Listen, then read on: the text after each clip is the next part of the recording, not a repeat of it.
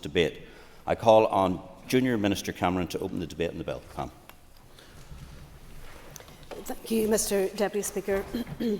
I speak for both Junior Minister Riley and myself when I say we feel honoured to move the second stage of this important legislation today on behalf of the First Minister, the Deputy First Minister and this Executive. It is our view that this is one of the most significant bills introduced this Assembly mandate, and it will establish a statutory inquiry for those affected by mother and baby institutions, Magdalene Laundries and Workhouses and associated redress scheme. This is a large, complex and sensitive piece of legislation. The First Minister and Deputy First Minister and Junior Minister Riley and I met with victims and survivors last Monday morning just before the bill was introduced in this House. I wish to be as forthright with members today as ministers were in our meeting with the victims and survivors. It was important to us to be upfront and to acknowledge at the outset the inevitability that this bill will not and cannot be all things to all people. At our meeting with victims and survivors last week and in the days since, it is clear some people feel hurt, are disappointed and feel let down by some parts of the bill. We need to acknowledge, reflect and own that.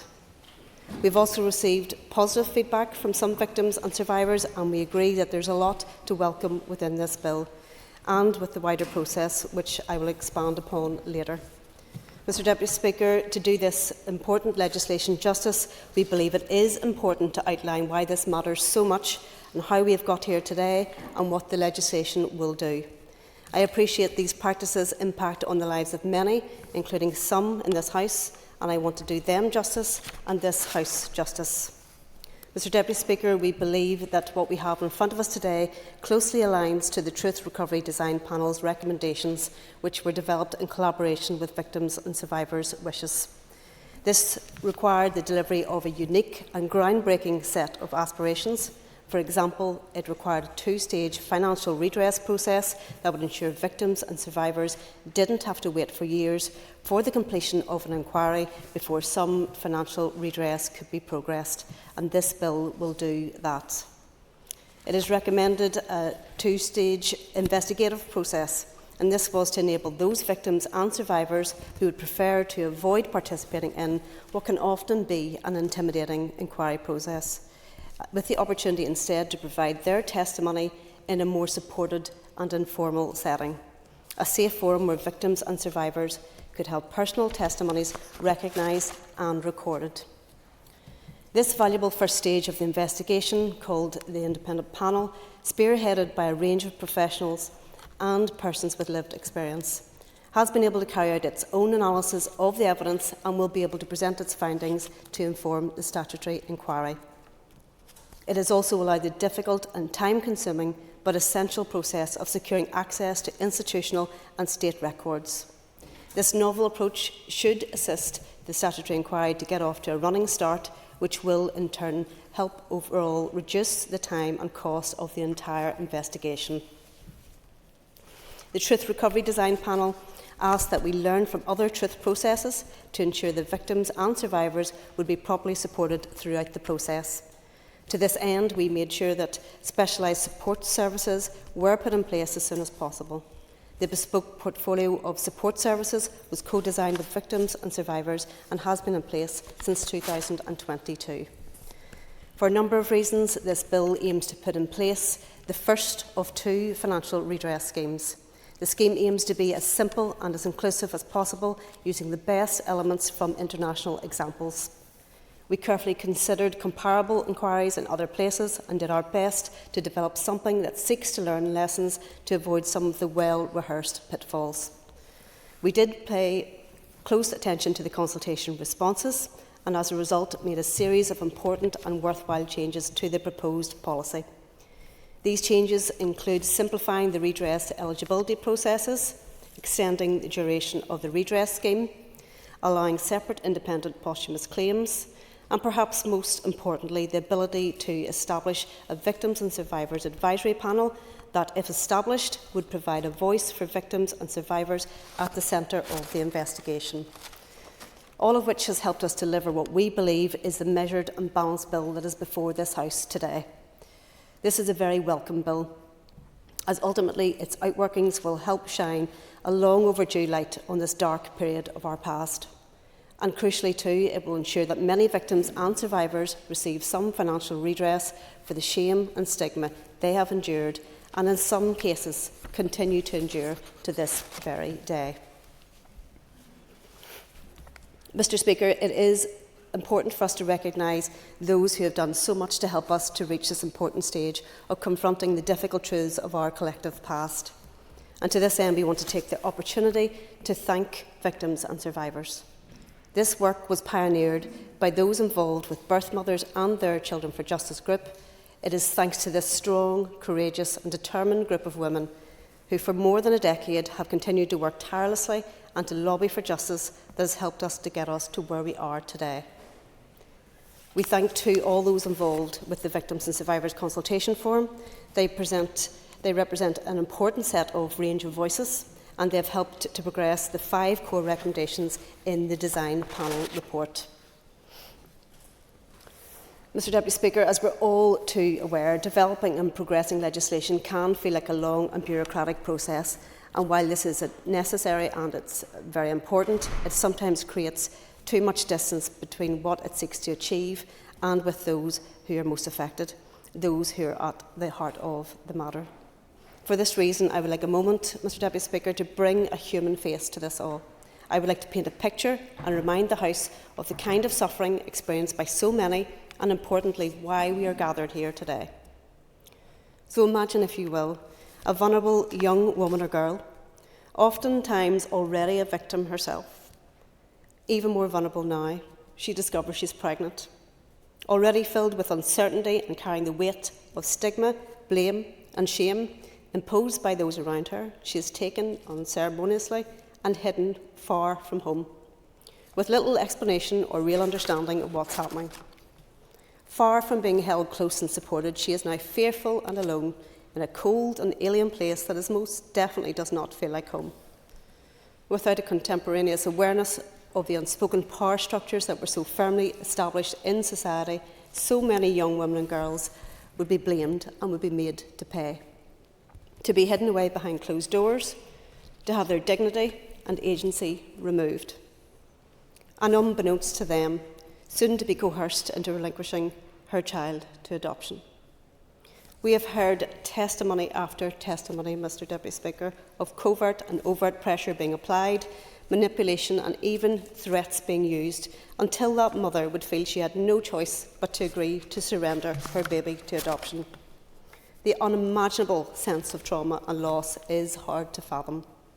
And of course, a very different sense of loss, though just as profound, will be felt by those adopted children who are now adults, who, if they were even ever told the truth, would spend years, maybe a lifetime, wondering why. A lifetime of wondering how different things could have been. A sadness bound up in ancestral loss, a lifetime of loss in many ways. So many, Mr. Deputy Speaker, have suffered in so many different ways, and we want to remember and honour all of them. We recognise the depth of feeling expressed by some that their loved ones appear not to be included in this truth recovery process or in this bill. But, Mr. Deputy Speaker, this is far from the truth. Mr. Deputy Speaker, it's important to state that redress takes many forms, not just financial, and for example, we see information retrieval as redress, therapeutic and bespoke support services as redress, memorialisation as redress, acknowledgement and apology as redress. Speaking directly to those family members who are advocating on behalf of their deceased loved ones, they and you are a part of this process. Their and your experiences will not be lost.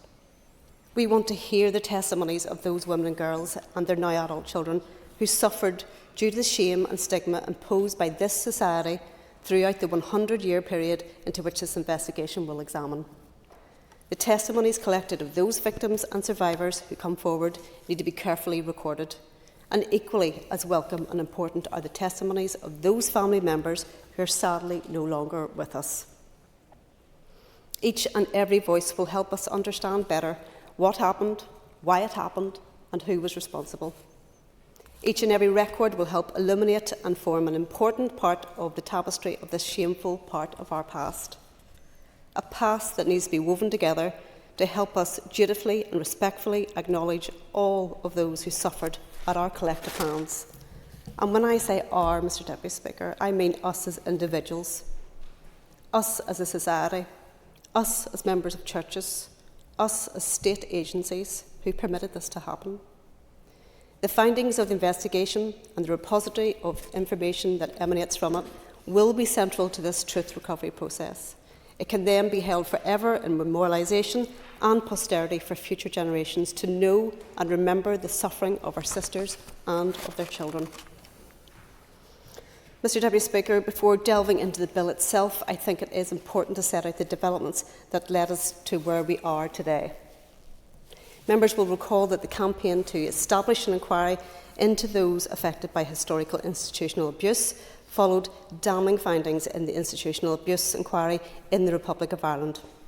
Within months, thousands had signed a petition which was delivered to this Assembly in late 2009, calling for similar assessment of the scale of child abuse here in Northern Ireland. The then Executive agreed to set up a public inquiry in 2011, and the following year the terms of reference were announced by the First and Deputy First Ministers. On the same date, retired High Court Judge Sir Anthony Hart was appointed to chair the inquiry. MLA subsequently passed legislation to establish an inquiry to determine if there were systemic failings by the state or institutions in their duties towards children under 18. Crucially, however, adult victims and survivors of Magdalene Laundries were not included in that remit. Given the age limitation, it also did not include those women in mother and baby institutions and therefore their children who are now adults. At that time, Birth Mothers and Their Children for Justice launched a campaign highlighting the need for a separate inquiry, and since then, significant work has been carried out over that period which deserves to be accredited. In 2018, on behalf of the Executive, the Health Minister commissioned a team to consider evidence and to research the operation of mother and baby institutions and Magdalene Laundries. In January 2021, following publication of research jointly conducted by Queen's and Ulster universities, the Executive agreed to undertake an independent investigation into the institutions. As although the research revealed some of the horrendous experiences of women and girls and their children who were admitted to institutions over many decades, up to the late 1990s, it also left many unanswered questions. In March 2021, the Health Minister took the lead and established a Truth Recovery Design Panel, which was tasked with developing options for an independent investigation into mother and baby institutions and Magdalene Laundries. Just 6 months later, in October 2021, the Truth Recovery Design Panel published its findings in a report that shone a light on the shameful circumstances which occurred in the past and persist, not least in their long-term impact, and which identified the need for a transitional justice approach to remedying such wrongdoings. It recommended an integrated truth investigation to investigate issues in mother and baby institutions, Magdalene Laundries and Workhouses. In addition, it identified the need to examine their pathways and practices, and that is the practices that led women and girls moving into and out of these institutions. It also recognised a number of related institutions such as baby homes and private nursing homes, and cross-border and international transfers of children and women.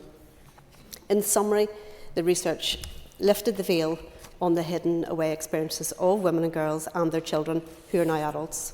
And these experiences were affected by decisions of the state, the churches, others, and society in general over many decades up to the 1990s. Testimonies collected as part of that research have been built upon and will be enriched by the first stage of the investigation by the independent panel, which is established in April 2023. Mr Deputy Speaker, the implementation of the report was agreed by the Executive in November 2021. Since that time, the Executive Office Truth Recovery Programme has been engaging with victims and survivors to implement the 5 key recommendations in the report. As I've already said, the Truth Recovery's Design Panel proposals were both groundbreaking and novel. Importantly too, it identified the need to recognise and support victims and survivors from the start of the process.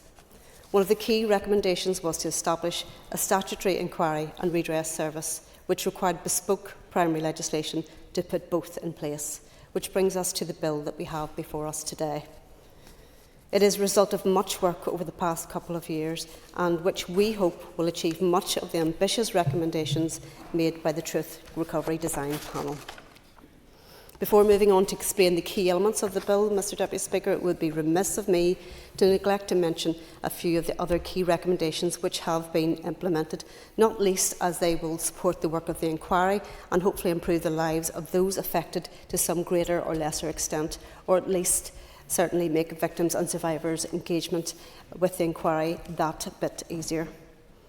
In addition to working with our partners in Victims and Survivor Service, WAVE and Adopt NI to establish specialised, bespoke and co-designed support services for those affected, and which to date has supported approximately 400 individual victims and survivors, the Department also established an independent panel in April 2023 to initiate the first stage of the investigation, and they are due to report at the end of the year. The 10-person independent panel, which includes victim and survivor representatives, has received positive feedback for the meaningful way in which victims and survivors have been able to provide oral testimony in a more supported and non-inquisitorial environment than a statutory inquiry can provide for.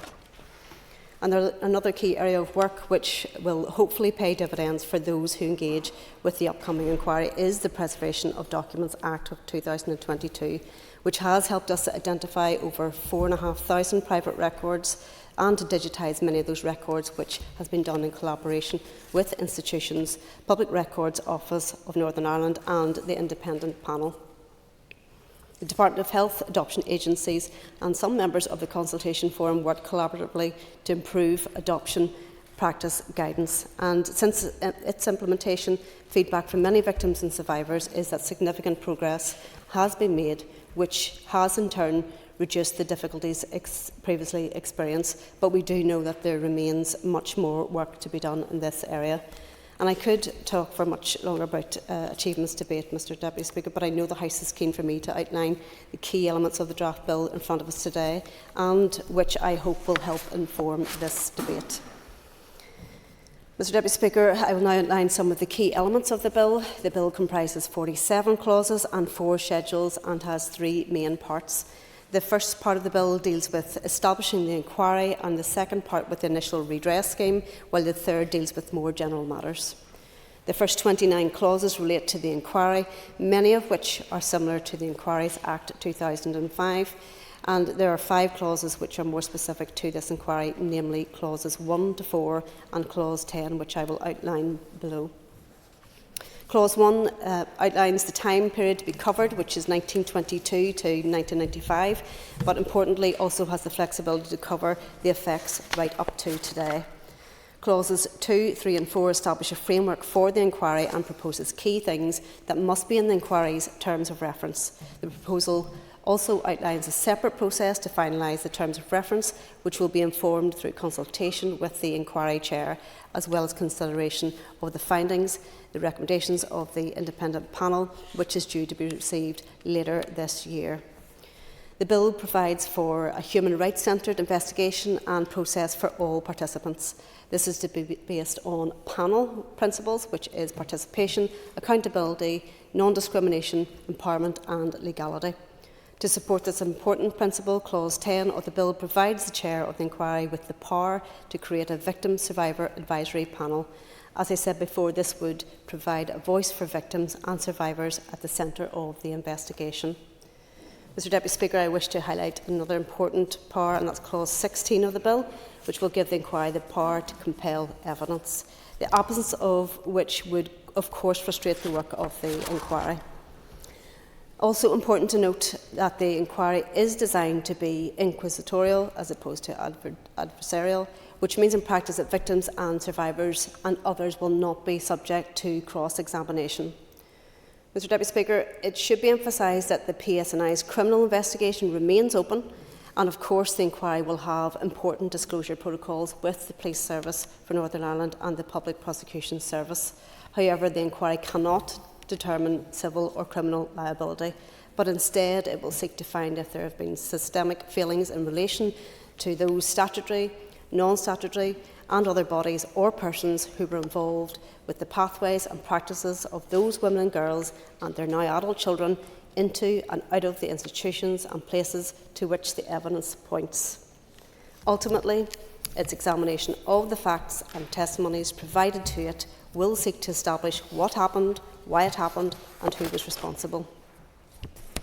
Turning to the second part of the bill, at its core, this first redress scheme is designed to provide redress on a common basis to a large number of people in named institutions from 1922 to 1995 and in a simple way, which is much harder to achieve than it might appear on the face of it, Mr Deputy Speaker, and has required us to balance a large number of factors.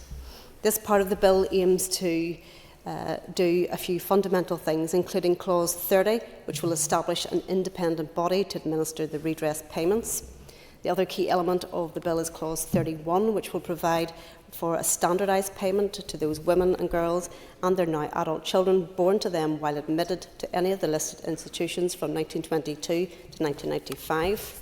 Mr Deputy Speaker, this is an acknowledgement payment that has been designed to provide those whose lives were impacted by a system of institutions established for women and girls and where there was a gender-specific, undeserved shame and stigma attached to admittance. This is an admission-based payment as opposed to a harm-based scheme, and I think it's important to highlight at this juncture that a harm-based scheme will follow in due course in a separate piece of legislation.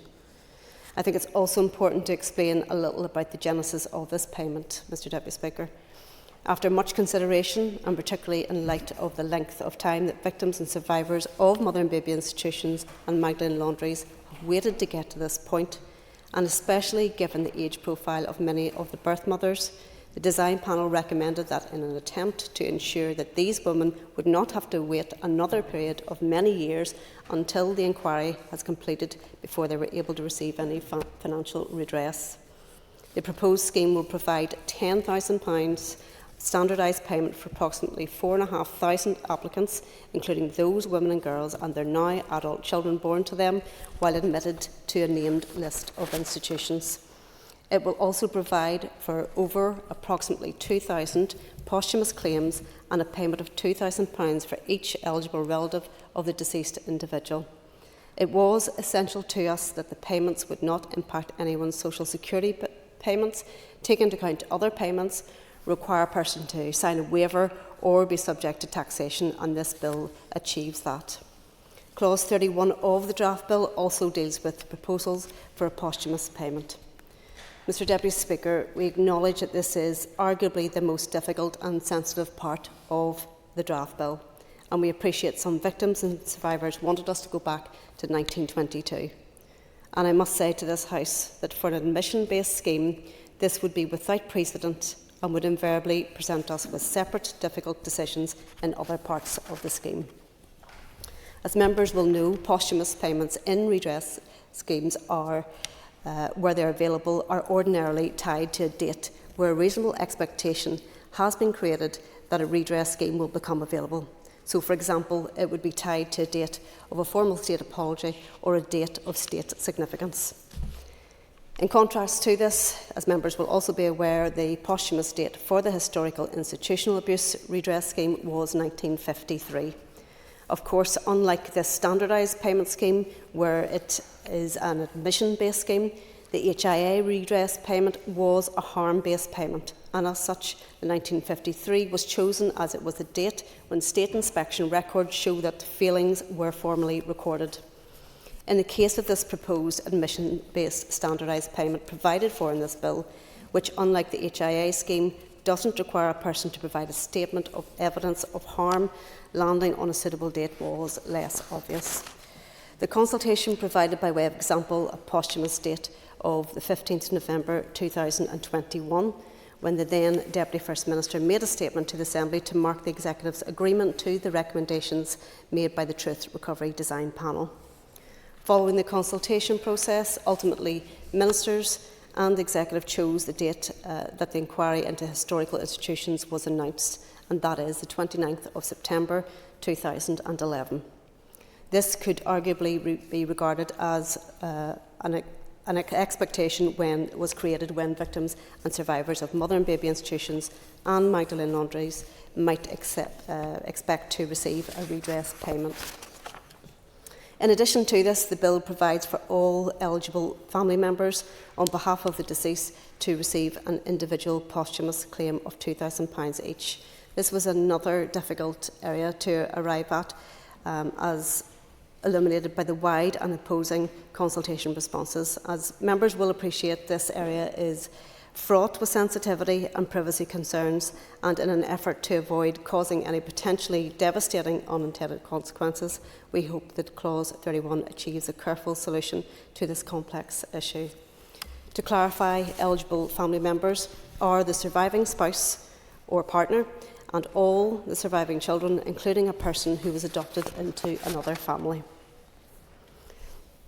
I hope I've outlined the key elements and the purpose of the bill to members' satisfaction. And before concluding, Mr Deputy Speaker, I know members will be interested to hear a summary of the financial effects of the bill. And given that this will be a demand-led scheme, which means with limited means of control, there is inevitably significant uncertainty around the costs. As a result, it could be much higher or lower than that of which is estimated.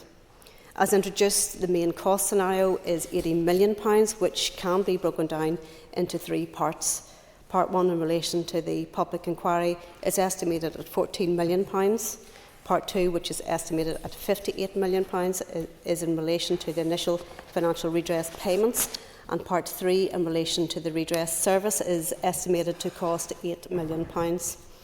Mr Deputy Speaker, to conclude, as I said at the outset, this is a large, technical, complex and sensitive piece of legislation. We do thank the committee, especially the committee chair and the deputy chair, for their constructive engagement, and we look forward to supporting the committee with its important work. Indeed, we'd like to express our appreciation to the executive ministers and the members for their ongoing interest and support for the work of the Truth Recovery Programme and this bill in particular. No doubt members of this House will have views on the draft bill, and of course we will listen carefully. So, Mr Deputy Speaker, I commend this bill to the House. Call on Paula Bradshaw, Chairperson of the Executive Committee. Paula. Thank you, Deputy Speaker. I rise on behalf of the Committee for the Executive Office at second stage of this deeply significant and long-awaited bill. The introduction of the inquiry, Mother and Baby Institutions, Magdalene Laundries and Workhouses and Redress Scheme Bill is a huge milestone for victims and survivors. The purpose of the bill is to set up a statutory public inquiry to establish the facts about these institutions between 1922 and 1995. The bill will further include provision for the Executive Office to establish a redress scheme to administer a statutory financial redress scheme. The committee also recognises the importance of this legislation in responding to the recommendations of the Truth Recovery Design Panel report, which was published in 2021. And I would like to thank the panel for their work on this important topic. These institutions should have offered care and protection, instead became sites of stigma, forced separation and profound trauma. Victims and survivors have waited far too long for the truth to be acknowledged. The bill is scheduled to reach committee stage tomorrow, and members are committed to undertaking thorough scrutiny to ensure it delivers meaningful outcomes for all those affected. The committee will robustly seek views on the bill from all those whose knowledge can shape the bill. In particular, we will engage widely and sensitively to ensure all voices are heard. We are acutely aware not only of the pain that mothers and adoptees have experienced, having heard their evidence in committee over the past few months, but also the value of their input that they will bring. It is so important that we get this right. It is now our collective duty to ensure that their voices are heard and considered on how the inquiry will work and the matter of appropriate redress. The committee was briefed by the Department at its meeting on the 18th of June on the bill's provisions, following its introduction on the 16th of June. Members took the opportunity to raise a number of concerns, particularly in relation to access to public records, formal engagement with religious orders and the posthumous eligibility date of 29 September 2011. The committee looks forward to working with the department on these matters going forward, and on behalf of the committee I support the bill's passage through second stage, and I look forward to working constructively with other members, the department and most importantly the victims and survivors to ensure thorough scrutiny of this bill. Mr Deputy Speaker, I would like now to make some points in my capacity as an individual MLA. Today has been a long time coming, and I want to start by acknowledging the relentless efforts of many campaigners to get us to this point. Mr Deputy Speaker, in 2016 I met with some of them when they came to my office, and during this 3-hour meeting I heard from Una McAleer, Michelle Dillon and Ewan Duffy. All of them have had their lives so shaped by these institutions. It was a very sad, horrifying and frustrating meeting, and while their stories will never leave me, so too was a statement from Ewan when he was leaving, when he said that they had been banging on the doors of politicians for years and were, and I quote, drowning in tea and sympathy. They wanted to, and still do, need justice, accountability and acknowledgement, and this is hopefully going to be the first step in delivering this for them. I would also like to place on record my thanks to every single person who has shared with me their experiences in the 9 years since then. And I would include, for example, Adele Johnson, and also those who maybe weren't in a mother and baby institution who did experience a Magdalene Laundry and Workhouse. Their voices are also very important as we move forward. Since this time, we have had a series of processes that have been deemed necessary by the Executive Office before we got here today, and they include the commissioned research, which cost £206,000, the Truth Recovery Design Panel, which cost £266,000, the Truth Recovery Independent Panel, which has to date incurred costs of over £1 million. Mr Deputy Speaker, I want to read those figures into the record as I move forward with my remarks, because I would highlight that very, very little of this money, £1.5 million, not very much of it has gone to the victims of the institutions. I am concerned about the double standards of the Executive Office when it came to the drafting of the provisions of this bill, and I will address these first. Clause 31(5)(b) covers the deceased date on or after 29th of September 2011 in relation to posthumous claims. And I asked at committee last week and was advised that this date is the announcement of the public inquiry into historical institutional abuse, which makes little sense and does not seem fair to those victims who suffered in one of the institutions and have since passed away. Mr Speaker, I want to read into the record a letter that MLAs received overnight from the birth mothers and their children for justice on behalf of an adult adoptee. A letter which includes a photograph of a woman called Brenda, and it reads, "This is Brenda. Brenda was a birth mother, my mother. She was failed in life and is now going to be failed in death. Like so many other mothers and babies, you, the government, say that she will not receive justice nor recognition because she died before the 29th of September 2011. Over 14,000 women and girls entered these institutions. What percentage of these individuals are being denied? We have not campaigned for all these years to leave anyone behind. They were forgotten during the historical institutional abuse inquiry. They should not and cannot be forgotten again. The First and Deputy First Minister said they wanted to take the shame and stigma away. But with this result, they may as well have handed all the shame and stigma back again. No one's life should be held in a time frame. This is Brenda. Remember her. Remember them all. Therefore, Mr Deputy Speaker, I would like to put on record that I will be seeking to have this date amended either through a committee or an individual amendment. Linked to this is the amount that the bill has allocated for the posthumous amount itself, found at clause 31(9)(b), where it states that the payment is to be £2,000 if the person is eligible under subsection 5, in other words, deceased. And again, linked to this is the issue of intergenerational trauma. A mother may well have died before this date. However, the long-term impact of the shame, stigma and grief that they lived with in their adult lives will live on through their now adult children. The Executive Office itself, in its Strategy for Victims and Survivors of the Troubles/Conflict 2024 to 2035, on page 4 described intergenerational trauma as the impact of a traumatic experience not only on one generation but on subsequent generations after the event.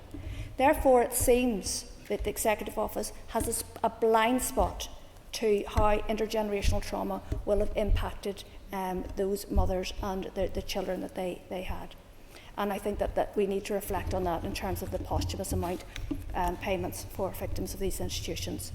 It should also be noted that the date for posthumous payments under historical institutional abuse was the 29th of April 1953, and it is my opinion that it should be a similar date set for mother and baby institutions. And Junior Minister Cameron there just highlighted how that date was arrived at in terms of the historical institutional abuse, those institutions, and said that the records from that time show that there were failings in inspections. This is the whole point. These women went into these institutions shut away. Nobody was looking out for them. So for decades, they were subject to very similar abuse and trauma. So we cannot say that the women who went through this, because they died after a certain date, did not experience the similar trauma and abuse that children in these institutions did. So I think that the point is that we cannot, as that lady in her letter about her mother Brenda, we cannot put a time frame on this, the fact that these women who were subjected to this abuse should be acknowledged in the redress scheme. So moving on, Mr Deputy Speaker, I do want to put on record my concern that the redress scheme does not seem to give any recognition to those babies and children who died early on due to the harsh conditions that they entered the world into. We know from the QUB, Ulster University research, that there were higher levels of infant mortality in these institutions, and while they admit in the 2021 report that the figure varied by institution and got less severe as time passed, there is evidence, both in terms of statistics and from the stories of women who gave birth, that they experienced very harsh birth conditions. They were not afforded the same support as women who were married, whether it was in the institutions or whether it was in a nearby hospital. As such, I do want to see if and how these babies and children, maybe they only live for a day or two, but they should be acknowledged in what is an acknowledgement scheme. Turning now to the £10,000 standardised payment as found at clause 5(9)(a). Historical institutional abuse, we know that under this scheme the standardised payment was £10,000, but this was from a bill that received royal assent in 2019. So if you take 2019 as your figure, in today's money, £10,000 would be worth £12,771, or alternatively, if you take this figure for the redress scheme, which opened in 2020, £10,000 would now be worth £12,545 approximately. Noting, of course, that the initial payment that was proposed for HIA was £7,500, and through collective political action, this was raised to £10,000, and I hope that we, as a committee and this chamber, can come together to raise that figure to one linked in inflation through an amendment. Mr Deputy Speaker, I want to raise another couple of issues in relation to the redress scheme. So under clause 32(2), in relation to the time limit for applications for a payment, it states that the payment for an application for payment may, by regulations, be extended from 3 years to a maximum of 5 years. I think this is a mistake. And what happens if we have, God forbid, we have another pandemic? What happens if the communications and promotions of the scheme are slow to permeate beyond these shores, and that those people who are eligible, who live in, for example, Australia or Canada, don't hear about the scheme for a couple of years? I think it is unnecessary to specify the maximum amount for the extension of the scheme, considering it's purported that these will go into regulations. In terms of just a final point, in terms of the funding, which is found within one of the schedules there, we as a committee have been very disappointed at the slow pace at which the institutions have come forward with contributions, so-called voluntary contributions, towards the Historical Institutional Abuse Redress Scheme. We will be looking, and certainly my colleague Stuart Dixon and I will be focusing very much on how we could amend the bill to put forward a requirement for the institutions to contribute to the redress scheme. They have to be held to account for the pain and suffering they've inflicted. Oh yes, I will. Thank you. And thank the member for taking the intervention. I just want to highlight that some of these institutions are global institutions, and these abuses have occurred in other countries around the world, and so we need to highlight to them that they do have recourse and they have means to actually have the payment to be able to help these people here, because too often, especially when it comes to churches, it's actually left on the shoulders of parishioners, for example. So I think it is really important to note from the government that these are global institutions, some of them, and they should be participating and helping where they can. Thank you. I think I would go further and read into the record as well that we as a committee have been very frustrated that when we have asked these institutions to come before committee, they have refused, and they've hidden under the cloth that they are all Ireland and that their headquarters are in Dublin, and I think we need to find a way through this bill to hold them to account. Mr Deputy Speaker, I'm going to turn now to the inquiry itself. And I think that under the relevant persons section found at clause 5, we need to ensure that the following persons are included and appear on the face of the bill, and they are those who entered mother and baby institutions having been raped and impregnated while residing in a workhouse. They should be there and they should have been cared for, and yet they were groomed and they then led a life further traumatised. And again, I also think that we need to find a way to include that those relevant persons also include the babies and children who died while staying in one of the institutions. And on this, Mr Speaker, I think as per clause 1, section 2, the inclusion of the words truth recovery before the words public inquiry are superfluous. We as a committee in closed session took evidence from some now adult women who were placed in the White Abbey Girls Training School, and when they spoke to us they said that they didn't come forward during the historical institutional abuse inquiry because they didn't feel that it was relevant to them. What we need with this public inquiry is plain English, and if you take truth recovery, public inquiry, that could fill the first line of a headline in a newspaper. What we need to do is make sure that this speaks directly to people, so I think that should be removed. Mr Deputy Speaker, these are the main issues I want to raise at this second stage. Some of the technical issues we can work on with departmental officials and the Examiner of Statutory Rules in due course, but I would like to encourage anyone and everyone to get in touch with me and or the committee with any concerns or unmet aspirations from this bill. So in closing, Deputy Speaker, I do want to end where I began, by paying tribute to the women and the adult adoptees who have campaigned for far too long to get us to this point. This inquiry and redress scheme must deliver for them, and I commit to doing everything in my power as a member of the Committee for the Executive Office and as an Alliance Party MLA to shape this bill to make sure that we don't let them down again. Thank you. Thank you, Paula. I call on Sinead McLaughlin. Sinead. Thank you, Deputy Speaker. I'm glad to see this bill coming before the Assembly. It is long overdue, and it is owed to the women, girls and children who were forced to endure decades of silence, shame and stigma in mother and baby institutions, Magdalene Laundries and Workhouses. The state failed them. We failed them. This bill presents a long-awaited beginning, a first step towards recognition, acknowledgement and truth. We acknowledge one of the greatest scandals in Ireland's history, the removal of children from their mothers, driven by deeply misogynistic values and a punitive, judgmental system. Women and their babies were treated cruelly, and indeed many were humiliated, and indeed some were excommunicated from the altar of their churches right across almost every parish in Ireland. And of course, many young women found that they were also estranged from their own families.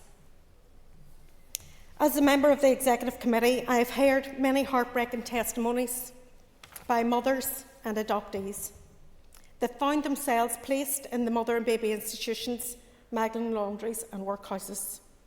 And so today I welcome the progress at having this bill before this House. And I want to thank the powerful tenacity of the many women and Children for Justice that have had to fight so hard for this inquiry and this redress. The committee is clear about the significance of this legislation, especially in responding to the recommendations made by the Truth Recovery Design Panel in 2021. I want to place on record my thanks to the panel too for their dedicated work on this vital issue. The bill is due to enter committee stage tomorrow, and I am committed to carrying out rigorous scrutiny to ensure that the final legislation meets the needs of all those affected and delivers meaningful, survivor-centred outcomes. However, at this early stage, I cannot ignore the serious concerns raised by the current bill. I am deeply disappointed that religious institutions which ran many of these homes and were responsible for systematic abuse and neglect are not being compelled to contribute financially to this redress.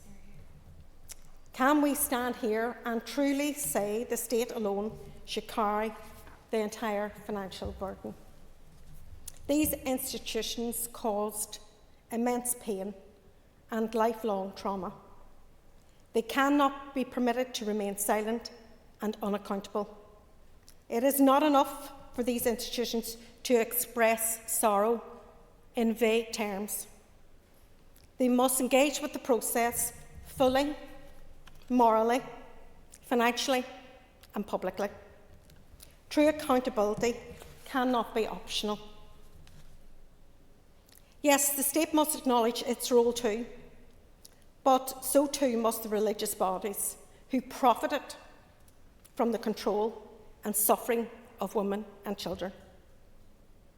I am also concerned by how the bill addresses adoptees, those born to women in these institutions. While they are eligible for redress payment, access to their personal records, birth histories and identity is not legislated for in this bill.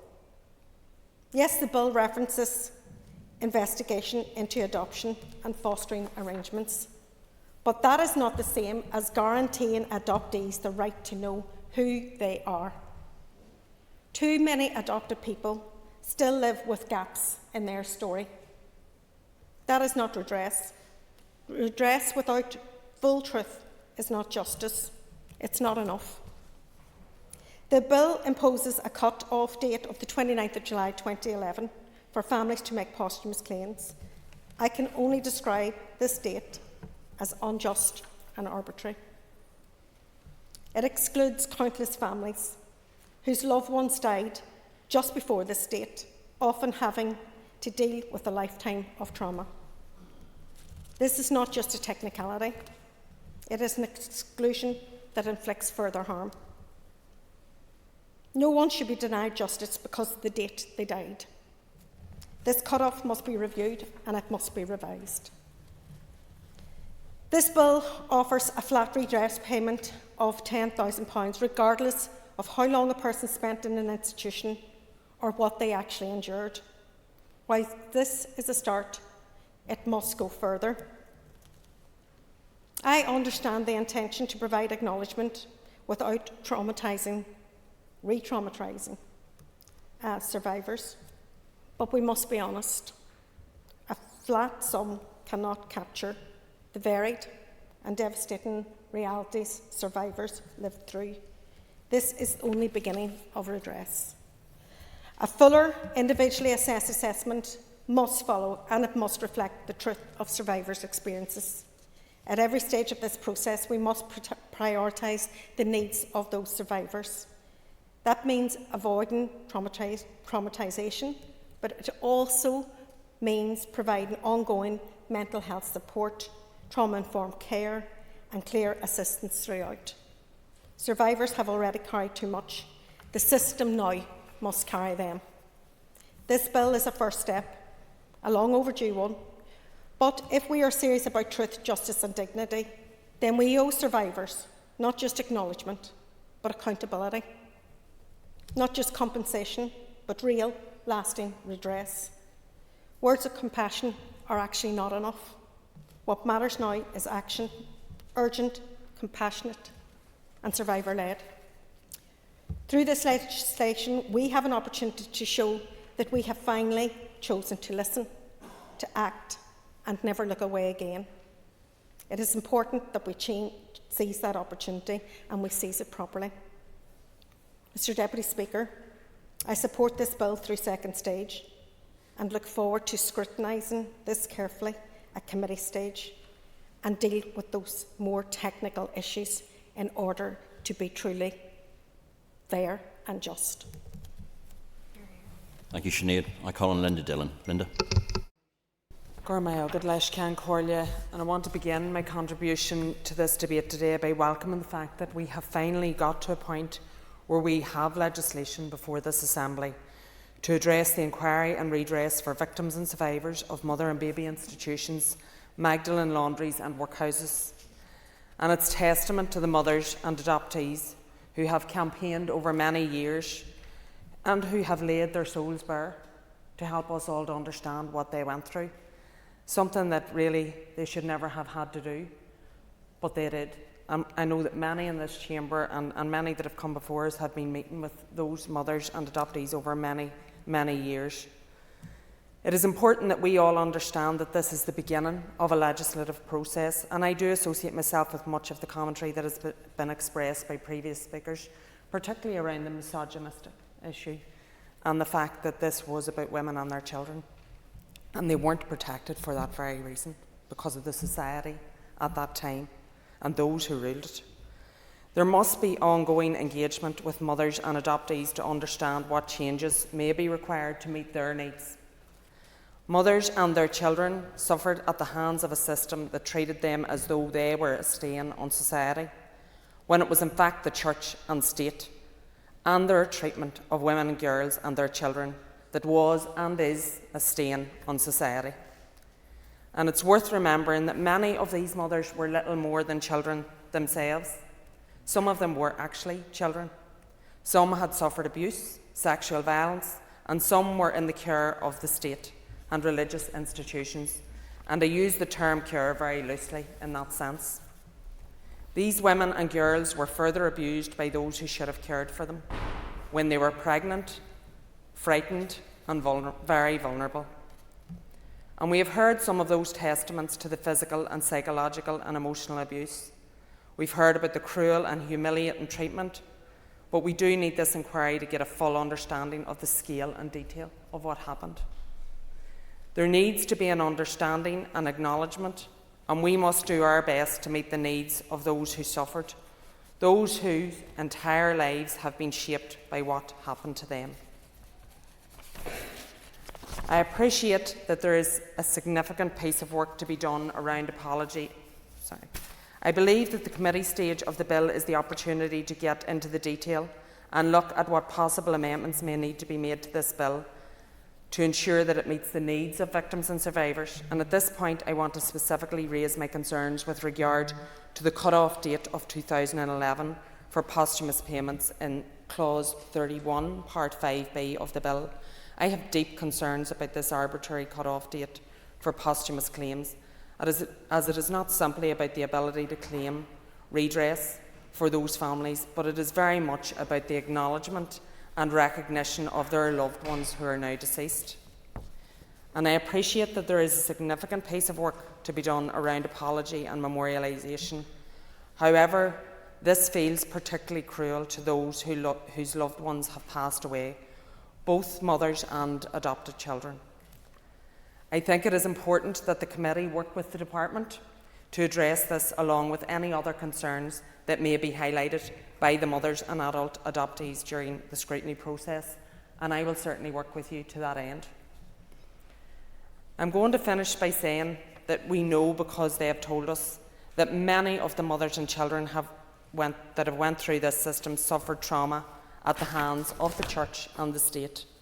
And we must do all we can as the government of today to make amends for that and not to add to that trauma. So I hope that we can all work together with the mothers and adult adoptees and their families to pass legislation that will go some way to making right the terrible wrongs of the past. Thank you, Linda. I call on Brian Kingston. Thank you, Mr Deputy Speaker.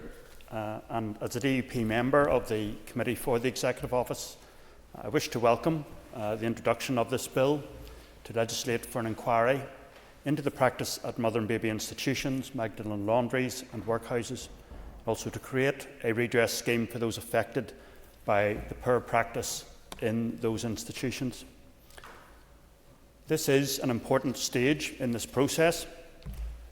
The voices of victims and survivors are vital to ensuring that this legislation is fit for purpose. We value their engagement with us at committee so far and hope that will continue. The operation of these institutions does not stand up to modern-day scrutiny. It is our collective aim that this inquiry should get to the truth of what happened, why it happened, and who was responsible. We wish to listen to the lived experience of victims and survivors. Whilst it is not part of this bill, the committee will continue to push for recognition of culpability where institutions should be properly contributing to recognition payments. As we have received briefings at committee, it has been disturbing to learn details of how these institutions operated and the negative impact this had on so many lives. A substantial foundation for the inquiry has been provided by the research carried out for the Northern Ireland Executive by academic experts from Queen's University Belfast and Ulster University, led by Dr Leanne McCormick and Professor Sean O'Connell, published in 2021.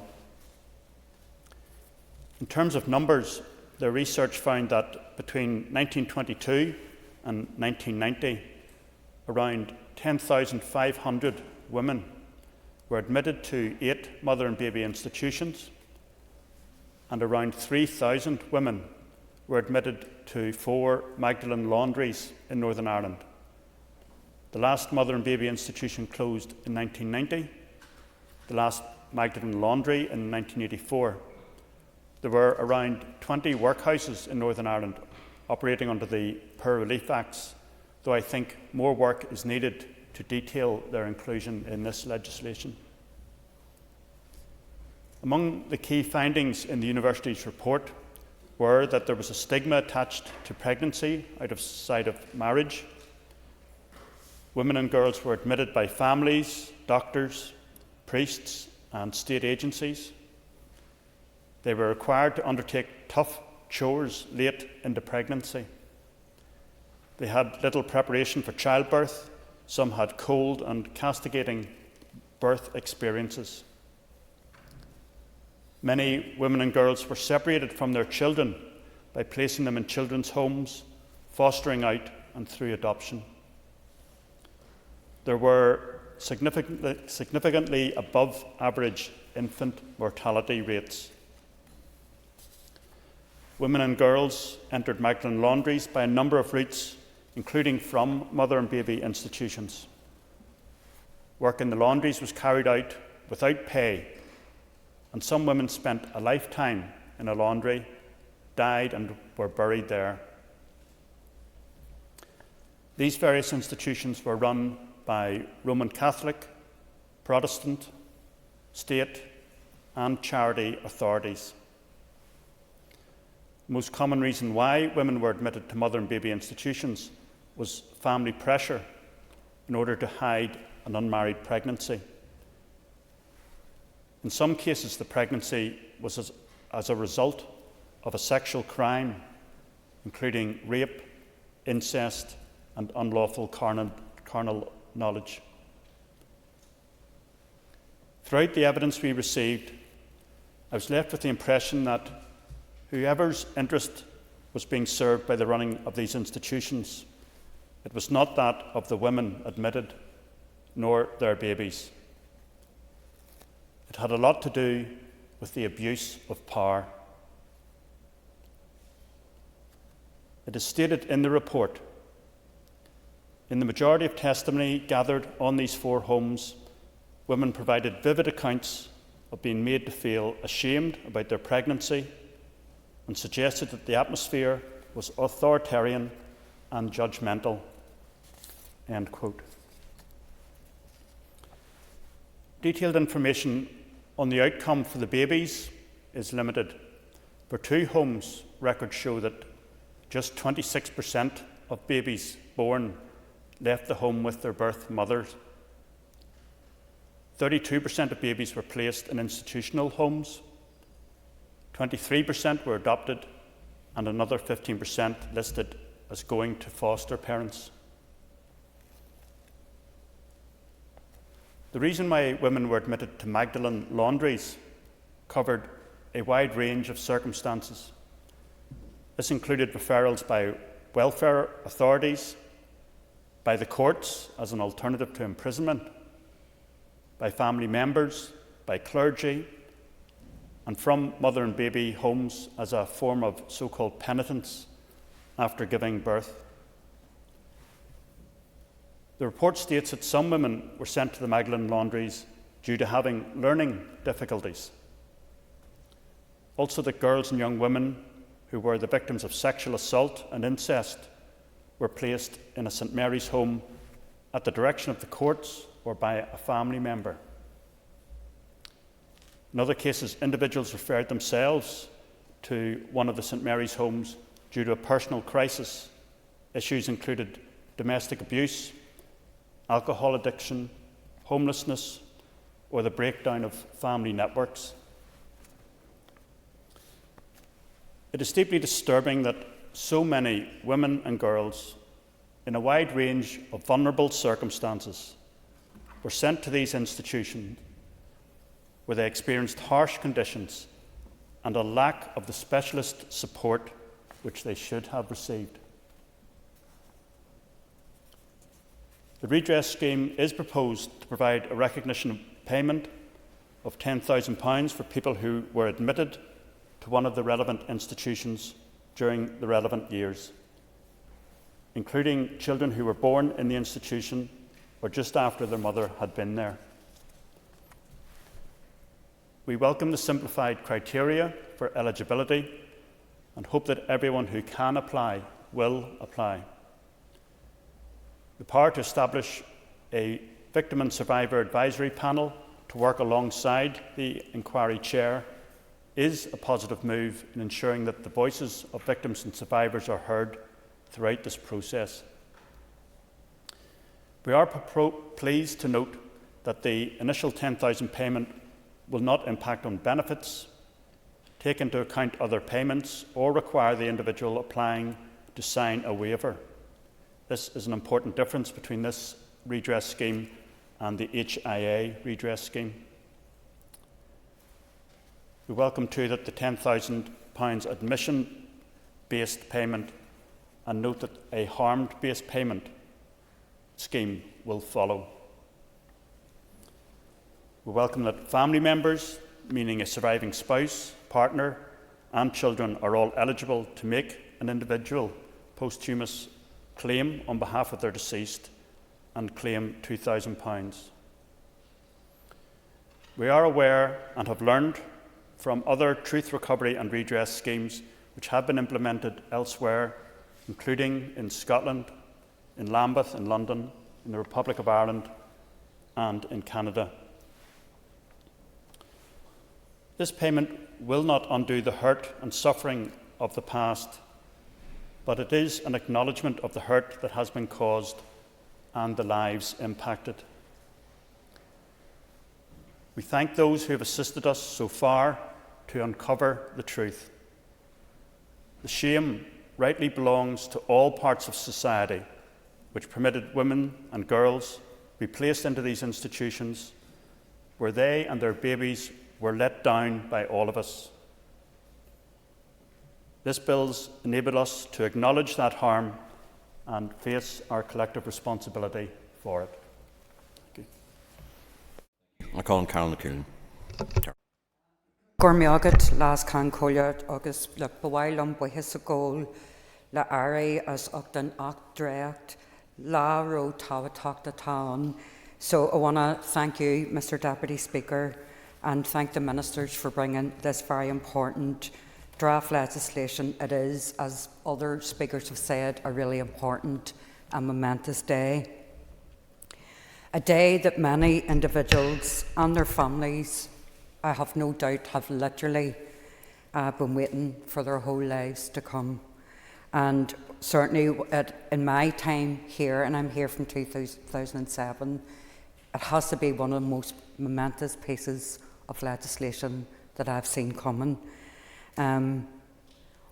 I think every member who has spoken has only given a glimpse of some of the issues that have disturbed us, infuriated us, made us cry, made us angry, particularly the way in which the injustices and the shame that was inflicted upon many women and girls and their families. And for me, this is the start of a day that will shine some light on the practices of what happened to women and girls in so-called mother and baby institutions, Magdalene Laundries and Workhouses. This legislation will, as others have said, provide the basis for a full public inquiry, and that is really important. That is really what the victims and survivors and their families have been campaigning for decades. As already been mentioned, no one, absolutely no one, should be in any doubt whatsoever that because of the way our society was, it not only allowed these scandals and, in my opinion, crimes to happen, but it actually facilitated them. Women and girls who became pregnant were disgracefully treated, and their families were disgracefully treated. As other speakers have said, the pathway that those women and girls entered these institutions, some were sexually abused and raped, all were traumatised, and all were alone when they went into these institutions. The context, as I've mentioned, that allowed this to happen was patriarchy, it was gender bias against women and girls, it was misogyny, it was viewing women and girls' lives as less than and as others, and what they experienced, and it has been proven in other jurisdictions, was forced adoptions, coercion and control, cruelty, practices, a complete lack of compassion for women and girls that were in their care. As Sinead and others have said, no care shown whatsoever, no sensitivity, no regard for the women and the girls and the experiences. And many of these girls who entered these institutions were children. In today's definitions, they were children themselves. And no one questioned why 14-year-old girls, 12-year-old girls, 13-year-old girls went into these institutions pregnant. No one questioned that. And for me, it was a complete indictment on us. And it is imperative that their stories and the experiences of the women and girls who were in these institutions, their lived experience, it must be front and centre. This legislation, as Pam said, Junior Minister said during the introduction, is an opportunity for a public inquiry to start.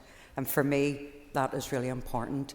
I don't think any of us would even try to say that this can go or completely replace or eradicate the trauma experienced in and the trauma lived for every day of their lives. But I think it's an important start, and there's a lot of work to be done. A lot of us have got some concerns already, and some of those have been mentioned. I think it is appropriate for us all to acknowledge the work, first of all, not the work, but the bravery of these women and girls and their families coming forward. I think the acknowledgement must be given to the TO officials, truth recovery panels, the consultative forums, and all the work that's been done to transport people up until now. I think it's important for us all to say, we see you, we hear you, we want to ensure that recognition is realised through this legislation that will end in a public inquiry that is just and fair. And aspects of this bill have already been flagged up, and I'm not going to repeat what other colleagues have said. So I just want to say that it's not that I don't think are important, there's no point in repeating, but other things I do think that really concern me are aspects of this bill look at the possibility of institutions and others giving evidence to any public inquiry and with anonymity. And I think that's grossly unfair. It flies against everything, absolutely everything that we want to do. We understand that it's important, and I want to say this, it is important that if victims and survivors and their families feel that this flexibility in terms of giving evidence in private is something, that's the only way they can do that, then so be it. But no institution responsible for the cruelty and the hurt and the pain should be allowed the luxury of giving evidence in private. None of us should allow that to happen. And we understand the kernel of Article 8, the right to private and family life. It's ECHR, we get that. But let no institution use Article 8 to duck out of facing people that they may not have been personally responsible, but the institutions that they work for and are part of were. The concerns that I've raised are certainly in relation to clauses 14, 15, 16 and 17, and they're also there in clause 40 specifically. And that's something that we raised with the officials who attended the committee, and I believe that they're going to look at this with careful consideration. Other aspects of the bill that have been raised with us and have been raised in previous legislation, particularly the adoption bill, is access to public records. And when I say public records, that's what they are.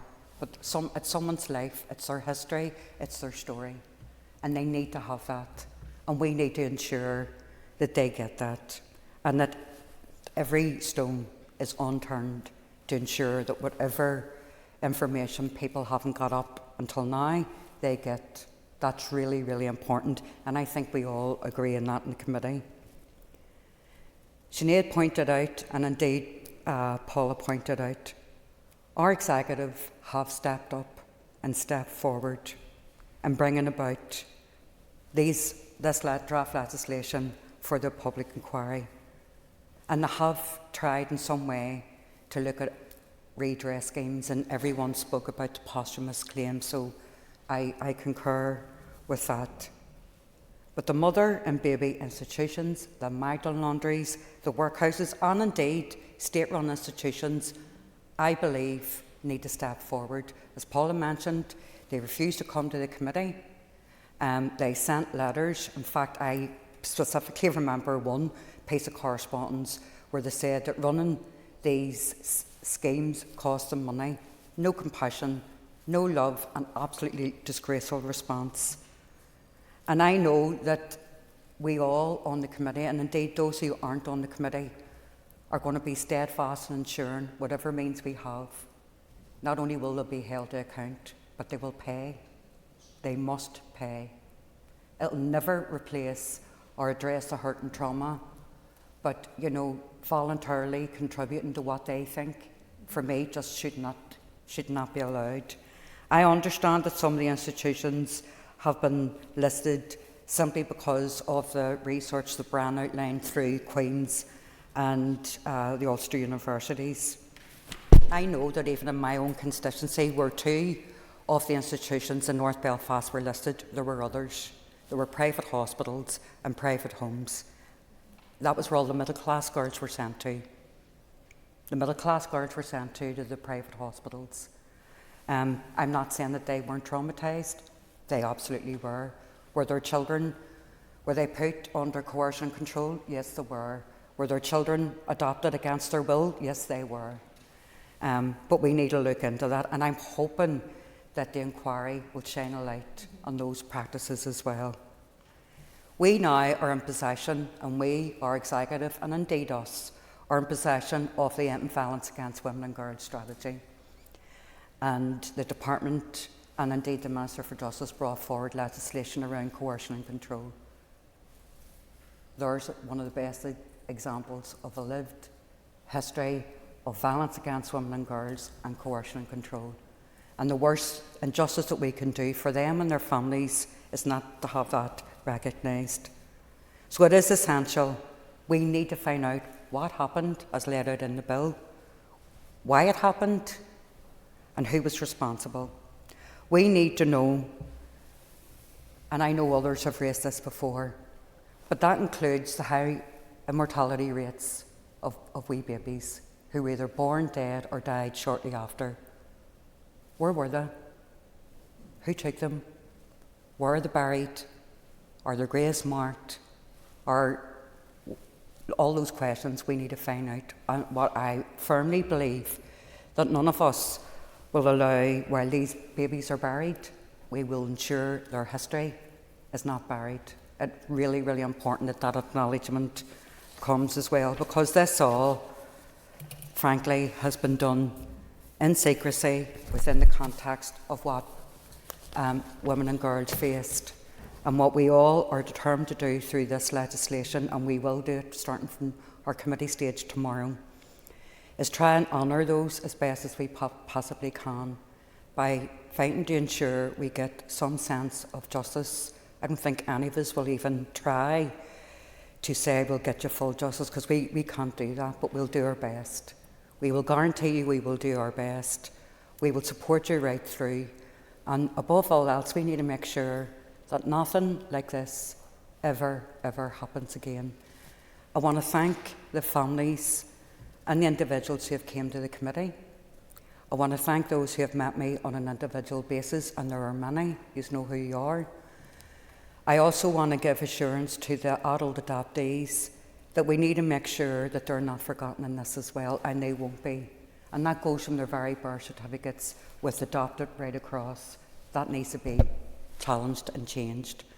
And above all else, one thing about this place is, see, when it comes to this piece of legislation, there is a cigarette paper between each and every one of us, regardless of our political party and our complexion, to ensure that we see you all, we hear you, and we will fight to ensure that you are supported, recognised, and indeed you get some sense of justice. Gormilla Magov. I call on Harry Harvey. Harry. Thank you, Mr. Speaker, and I welcome progress on this matter by way of the Inquiry and Redress Bill and the opportunity to contribute to the debate today at second reading. The magnitude of historical institutional abuse has been a blight on our shared societal history and the history of those institutions directly involved. It is imperative that victims remain our primary focus. I know that a victim-centred approach has been the aim of the Executive Office, and I welcome work done in bringing the bill before the House. Of course, this is only the beginning of the process, and much is still to be done to continue to support those affected and acknowledge the life experiences of individuals and families touched by these historic horrors. Turning to some of the specifics of the bill contents, I welcome clarity within the bill in relation to payments. I am glad that Clause 37, for instance, makes provision for single lump sum payments for recipients, and that initial 10,000 admission payments will not impact upon an individual's benefit entitlement, nor will it take into account other payments or require any waivers to be signed. This is an important distinctive from any previous redress scheme and will ensure that recipients can avail of the financial award in its entirety. I welcome the 10,000 admission-based payment and note that harm-based payment scheme will follow. It's important that admission payments are administered as quickly and efficiently as possible, cognizant of the age demographic of many of those affected by historical abuse.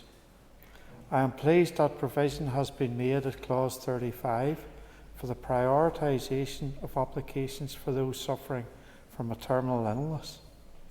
In addition, the simplified criteria for scheme eligibility will undoubtedly aid and hopefully boost the levels of applicants coming forward to avail of the scheme, which will in some way acknowledge the tremendous weight of hurt that was visited upon the many victims of historical institutional abuse, be it in mother and baby institutions, Magdalene Laundries or workhouses across Northern Ireland.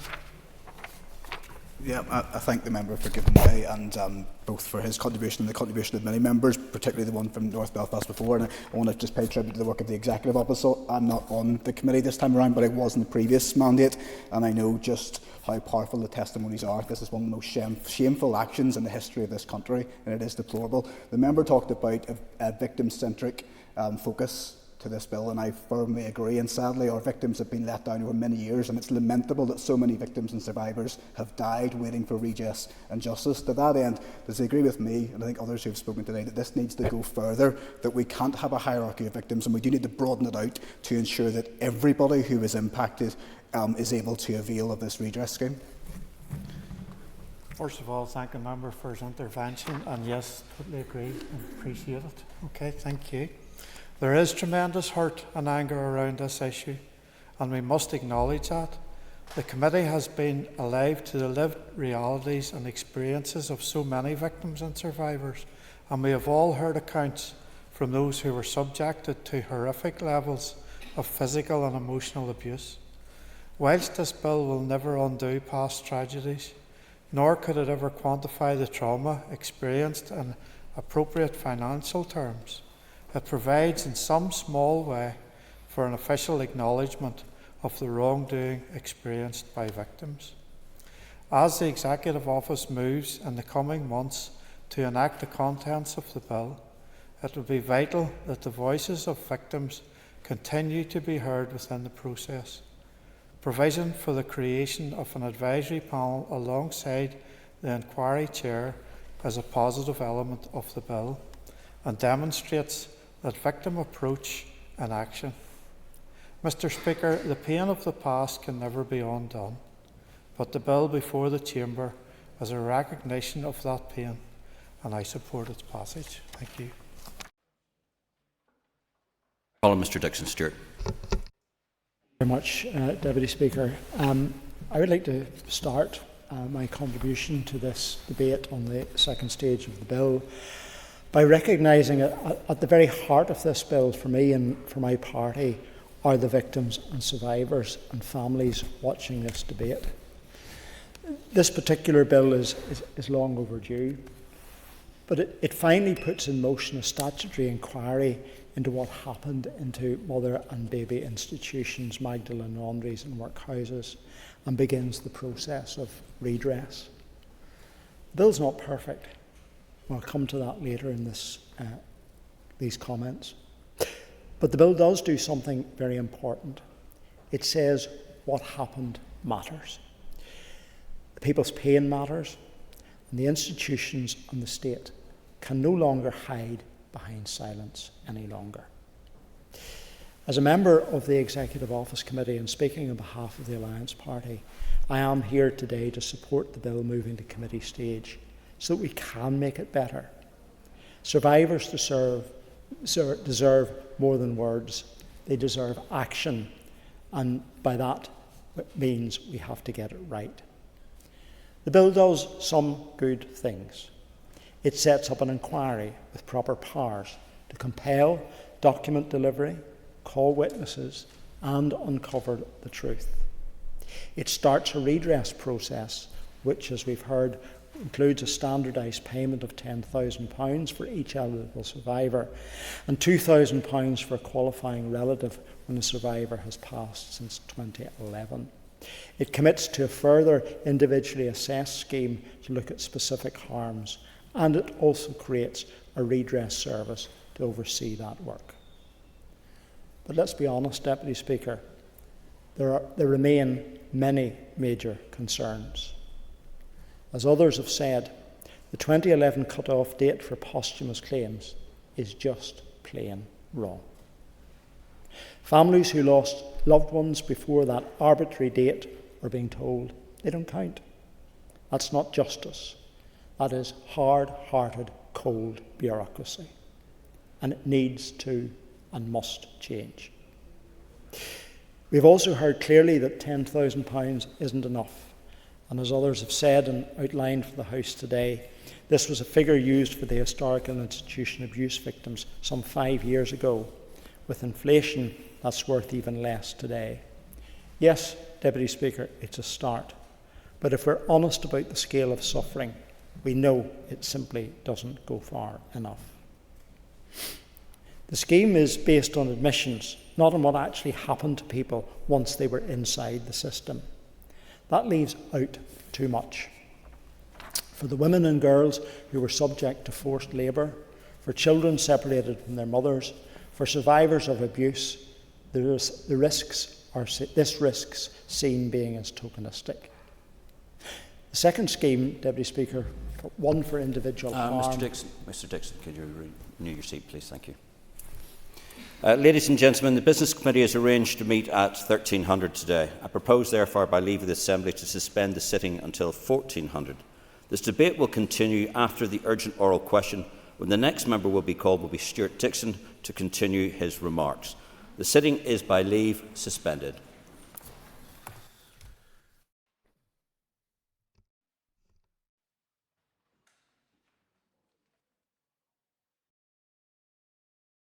Assembly Chamber. Sound.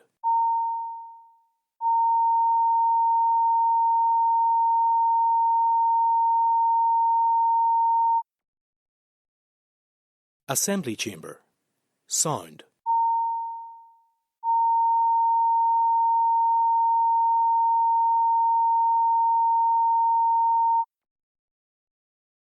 Assembly Chamber. Sound.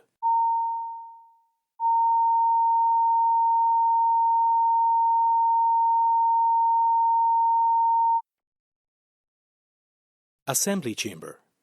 Sound.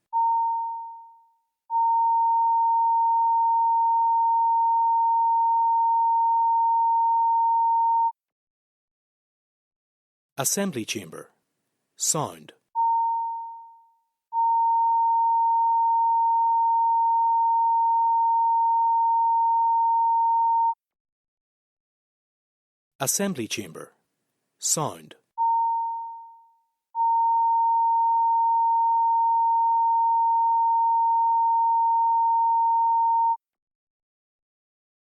Assembly Chamber. Sound. Assembly Chamber.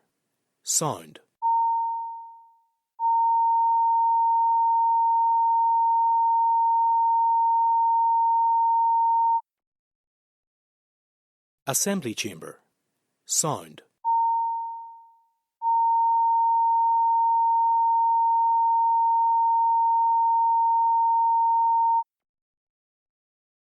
Assembly Chamber.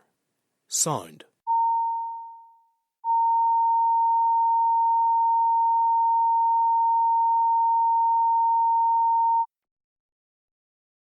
Assembly Chamber. Sound.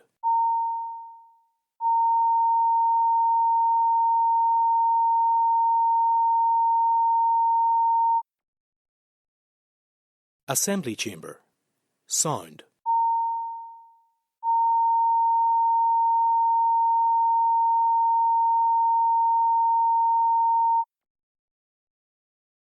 Assembly Chamber. Sound. Assembly Chamber. Sound.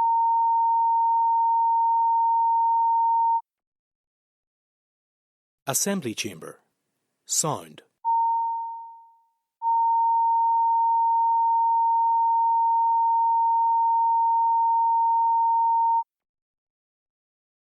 Assembly Chamber. Sound.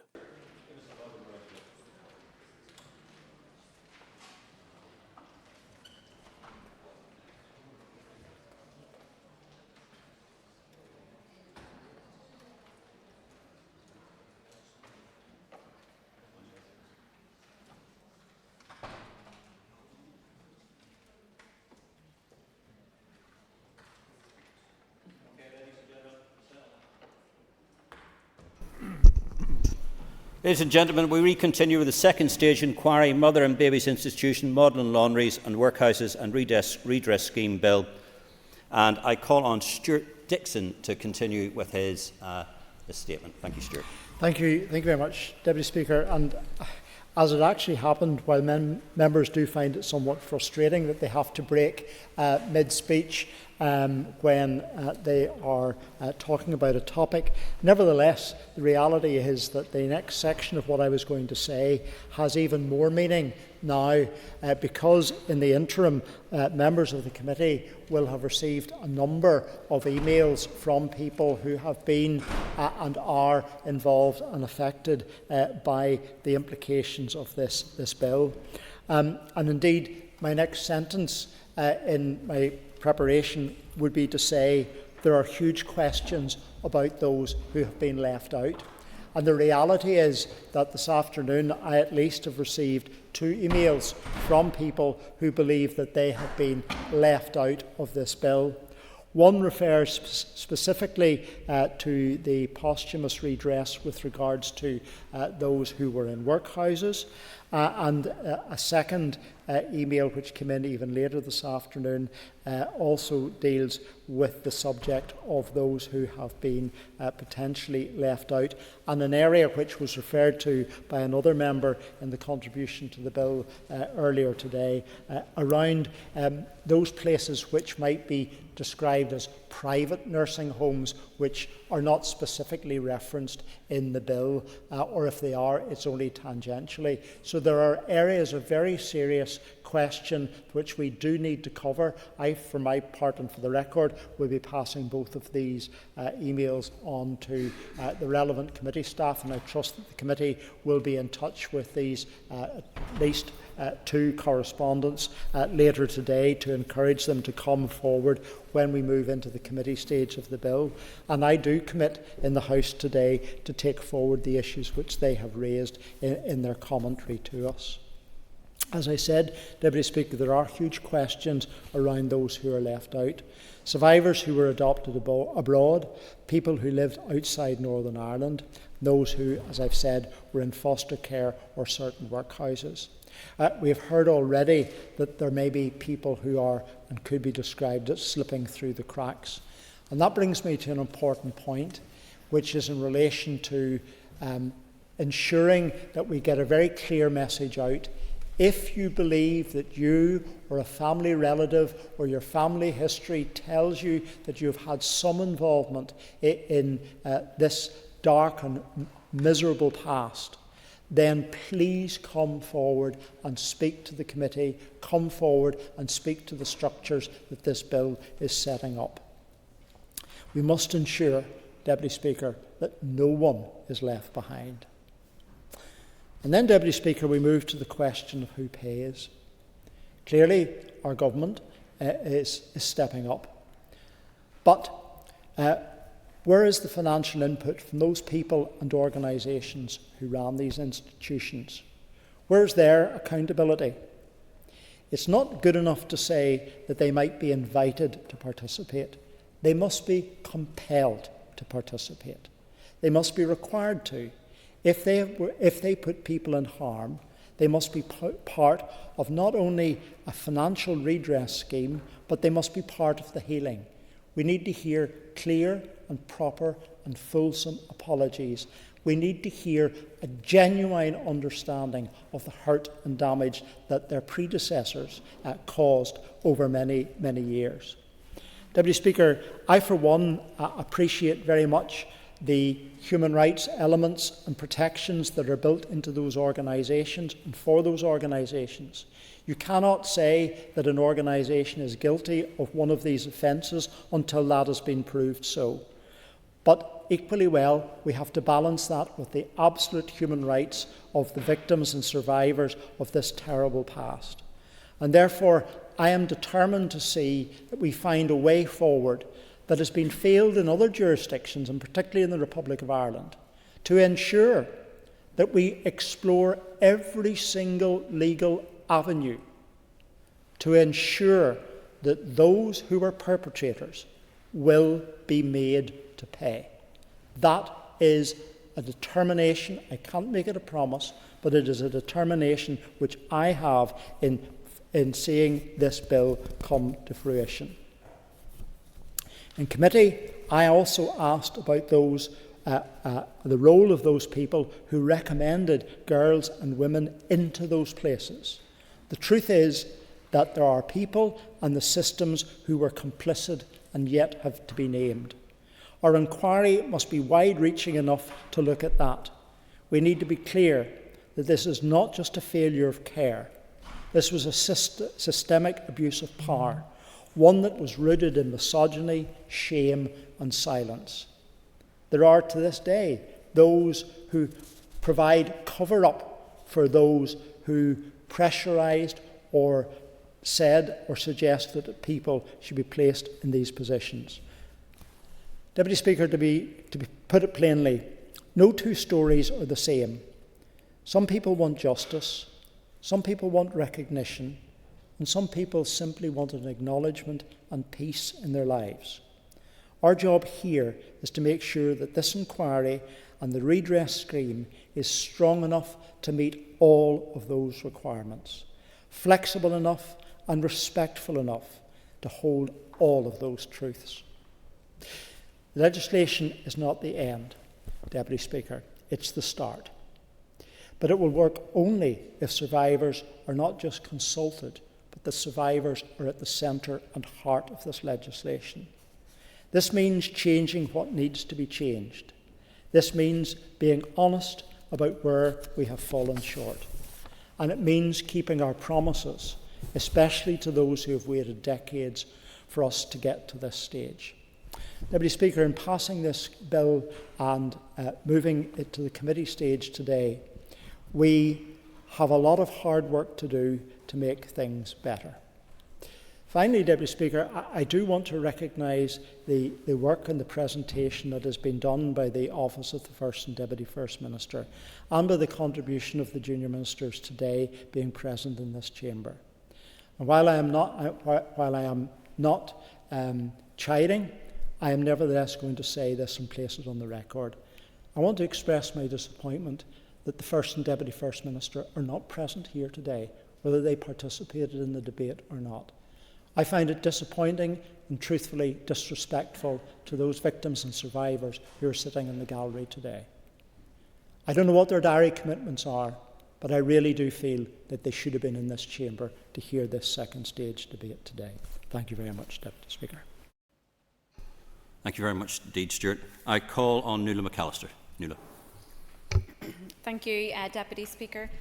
I stand to welcome the legislation that's finally being laid before the Assembly here today. Women and adoptees have waited too long for a public inquiry and for redress, so this is a welcome day. However, that's not to say that this legislation is perfect, and there will be opportunity to make changes, and I note specifically the arbitrary date of 29th of September 2011, but I will come on to that later. Unfortunately, across the island of Ireland, we are no stranger to the harm perpetrated against women and girls over the last century. Whether it's Magdalene Laundries, mother and baby homes, retention of babies' organs, or symphysiotomy, and if you don't know what the latter is, I recommend looking it up. It's too graphic to describe. All of these scandals that have caused lifelong pain and distress for many women and their families right across this island, and the ones transferred right across the globe. I've had the opportunity since being an MLA to meet with many of the women and men affected by a mother and baby home or a Magdalene laundry. And this legislation today is a big moment for many because it's closer to accountability, to validation, the truth about what they or their loved ones have suffered. And I thank each and every one of them for their strength and their resilience to continue to ensure that this day comes. These women and men have been through trauma, either as a birth mother or an adoptee. The initial report showed that in the case, and that's the initial report by Queen's University and Ulster University, showed in the case of one woman in particular, she was born in a mother and baby home. and later in her life also found herself to be brought back to one by her adoptive parents because she herself was pregnant. That in itself, just a single case, is very, very traumatic. But that is just one individual. We know that there are 15,000 individuals. There are many aspects of this bill that will require greater scrutiny and perhaps amending if required. So I am particularly welcome thoughts by the Junior Minister and by members of Sinn Féin to highlighting that there are some areas of the bill that they are happy and content to possibly amend. And I know there will be a lot of focus on the committee stage of that, but I want to first examine the issue of redress and the current timeline within the legislation. Understandably, there are many family members of victims who are concerned about that date for when their loved ones pass away. And I'm not a member who sits in the committee, but I have particular interests in this bill. And I'm unsure of the reasoning behind that date. And my colleague, Chair of the committee, and Stuart Dixon, have outlined in their hearings through the committee that there wasn't sufficient answers to be given on why that date is there. So perhaps we can hear more in the wine from the ministers regarding that. Because I also explained, the statistic. I think I gave the wrong figure there. I think I said 15, but it's 10,000. But how many women, that 10,000 in mother and babies, 3,000 in the Magdalene Laundries, how many of those, when you add that together, would actually be disqualified if we took into consideration the date of 29th of September? I wonder as well if any of the junior ministers in their mind could highlight whether there have been any calculations to how many people that might affect, or whether they will be looking into or examining that point at all. But having said that, it's important though that the bill is not delayed, so I do welcome that it is here today, and we need to get it through committee stage and through the House, but we need to make sure that it does not exclude victims. And my colleagues have also already spoken about the issue of victim support. There have been a number of public inquiries, statutory inquiries here in Northern Ireland that have had the support of victims right throughout the process, but there's also been inquiries where victims have withdrawn their support from the process because the lack of the support they themselves feel, whether it's through given evidence or legal representation. I think of Muckamore, for example, and I know that some of the family members there are not content with that process. So it's really important that we do learn not just from the Republic of Ireland's public inquiry, but other public inquiries that we have held here in Northern Ireland. We also need to ensure that the individual harm payment is not delayed. I remember back in the Assembly in 2011 and 2012, through the work of the Historical Institutional Abuse Bill, there were victims who came up to this Assembly during various stages of that bill to support and sit in the chamber and listen. And actually some of those victims weren't then able to make the date of which the redress payment went live. Now I know their family members were able to avail of it, but actually it's particularly sad about reading about the death of certain individuals who waited so long and then actually weren't able to get the redress themselves. So that's why we need to ensure that the individual harm payment isn't delayed. I want to also acknowledge the difficult work already undertaken by the Truth Recovery Panel, by Queen's University and Ulster University. And this is a difficult and complex part of our history. Complex not because of the morality or ethical issues behind it, that's not difficult at all. But because of the trauma involved, and because that we may at times inadvertently or mistakenly re-traumatise people. So I do want to pay my remarks to those people who have tried to work as diligently but as sensitively as possible. I think as well the power to compel evidence is so important in this public inquiry, and the Junior Minister has outlined at the start the reasons why this had to be included here, and I think it's really important to highlight on some of the stains of our past. The institutions haven't come forward when they could have done so. I think, for example, about the retention of babies' remains. There are many institutions that could have come forward. They could have offered up that information. They could have said before it made it to the floor of this House, and they chose not to. I think of the historical institutional abuse inquiry, whenever people had to come and give evidence. But there would be many of those people, both in the Republic of Ireland and in Northern Ireland, and I think of Tuam, for example. Many of, whether it's the sisters or the religious institutions themselves, they knew where those babies were. There were people who knew where those babies were all along, and they didn't come forward before it reached to the Houses of Parliament in the Republic or up here. But lessons can be learned from inquiries elsewhere and from schemes in the Republic. I know that the Commission turned down 2 opportunities to brief the Oireachtas Committee on the final report, but they took part in external academic seminars. That's something that we would have to keep a brief on, ensuring that our committee is given its right and proper process.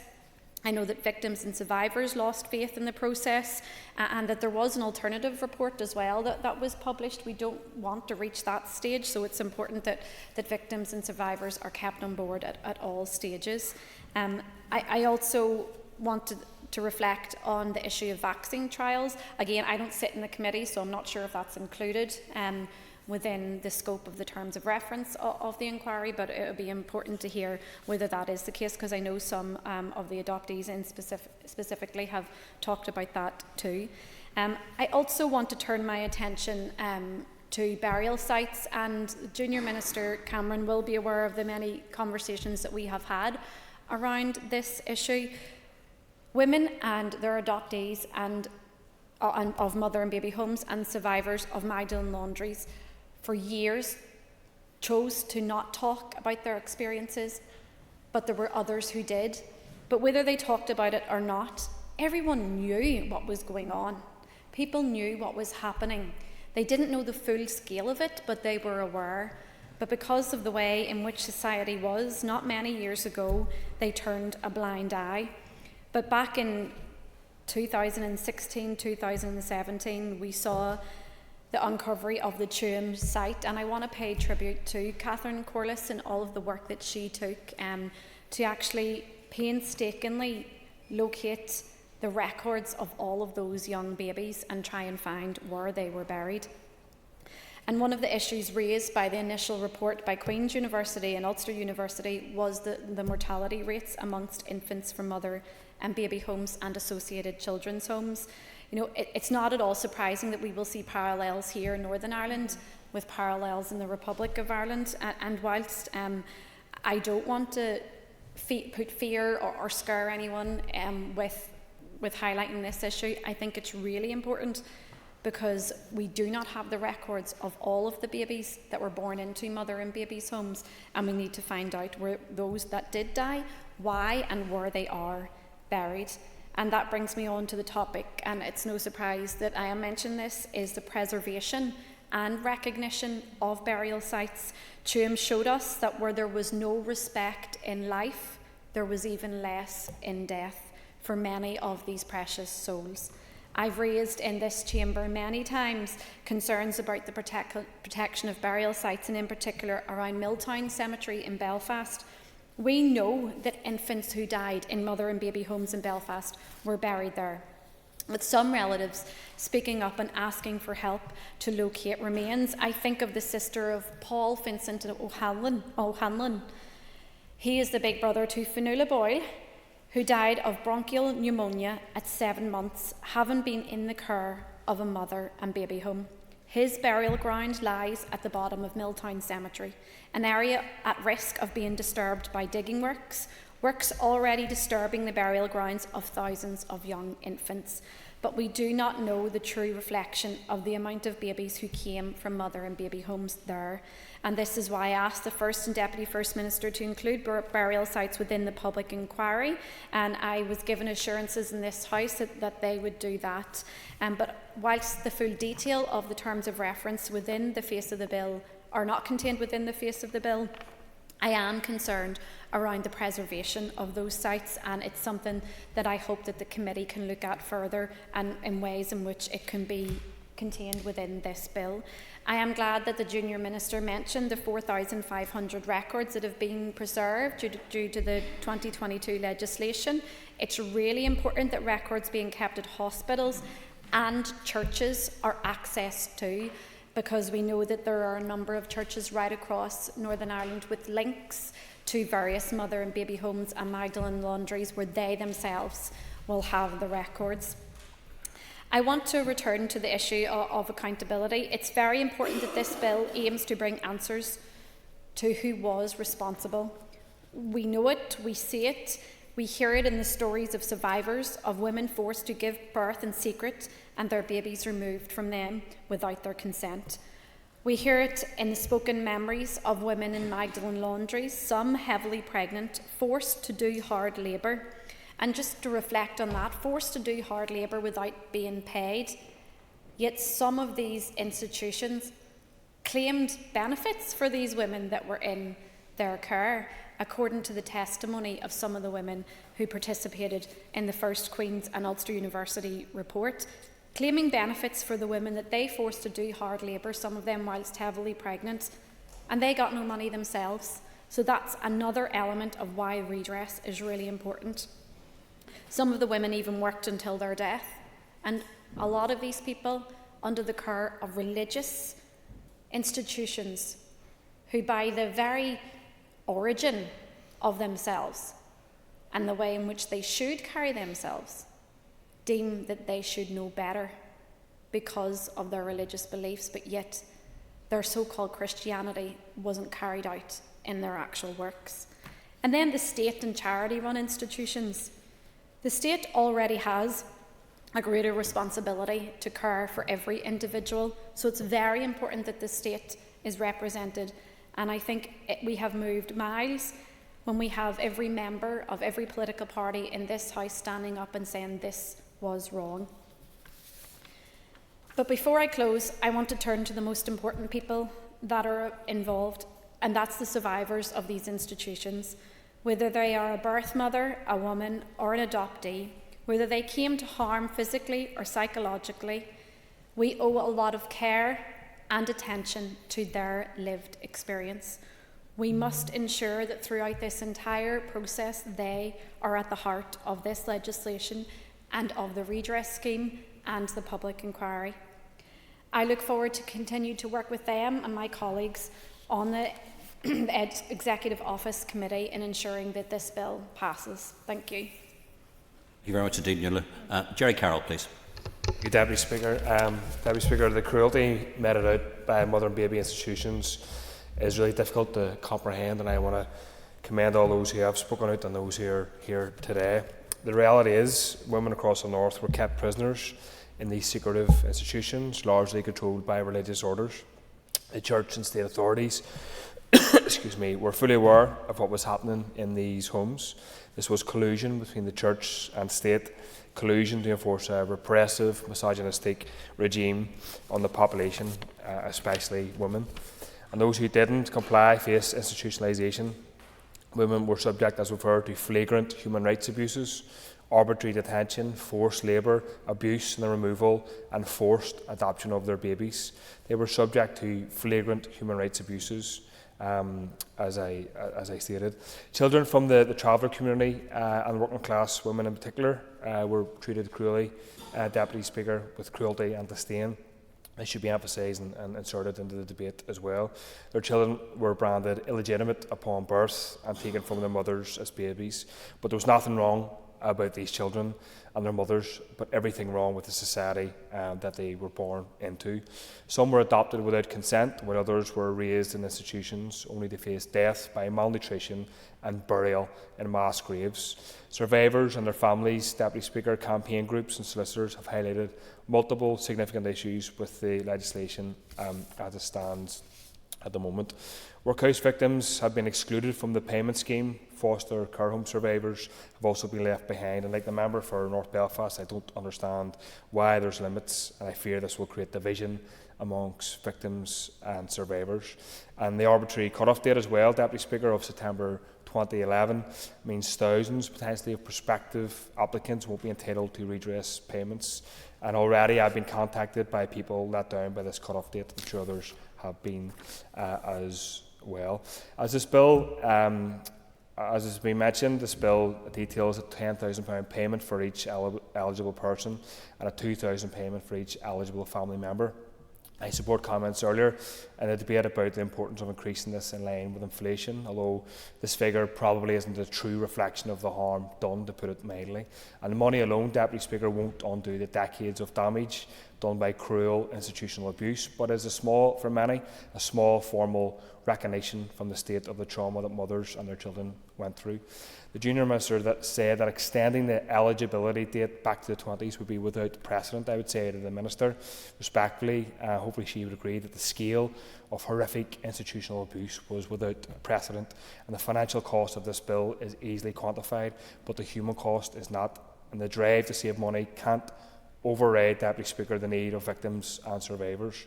So also worth noting, recent days that £2 million has been found to fund the PSNI, seemingly down the back of a sofa. So money should be found for victims and survivors. The issues with this bill, Deputy Speaker, are so significant that many victims are thinking of leaving the consultation forum, and KRW law, as many know, has called the bill unfit for purpose. So survivors need nothing less than full redress and a complete criminal investigation with transparency about the findings. As I said, the lessons from the Mother and Baby Homes Bill in the South must be learned, and I don't know if they have been learned, to be frank. Records must be made freely available to the public for the sake of basic transparency and accountability. It's time to go back to the drawing board, Deputy Speaker, and put victims and survivors at the heart of this bill rather than the state balance sheet. And if that's not done through this bill, my party will be submitting amendments to this bill. Thank you. Thank you, Jerry. I call on Junior Minister Riley. Minister.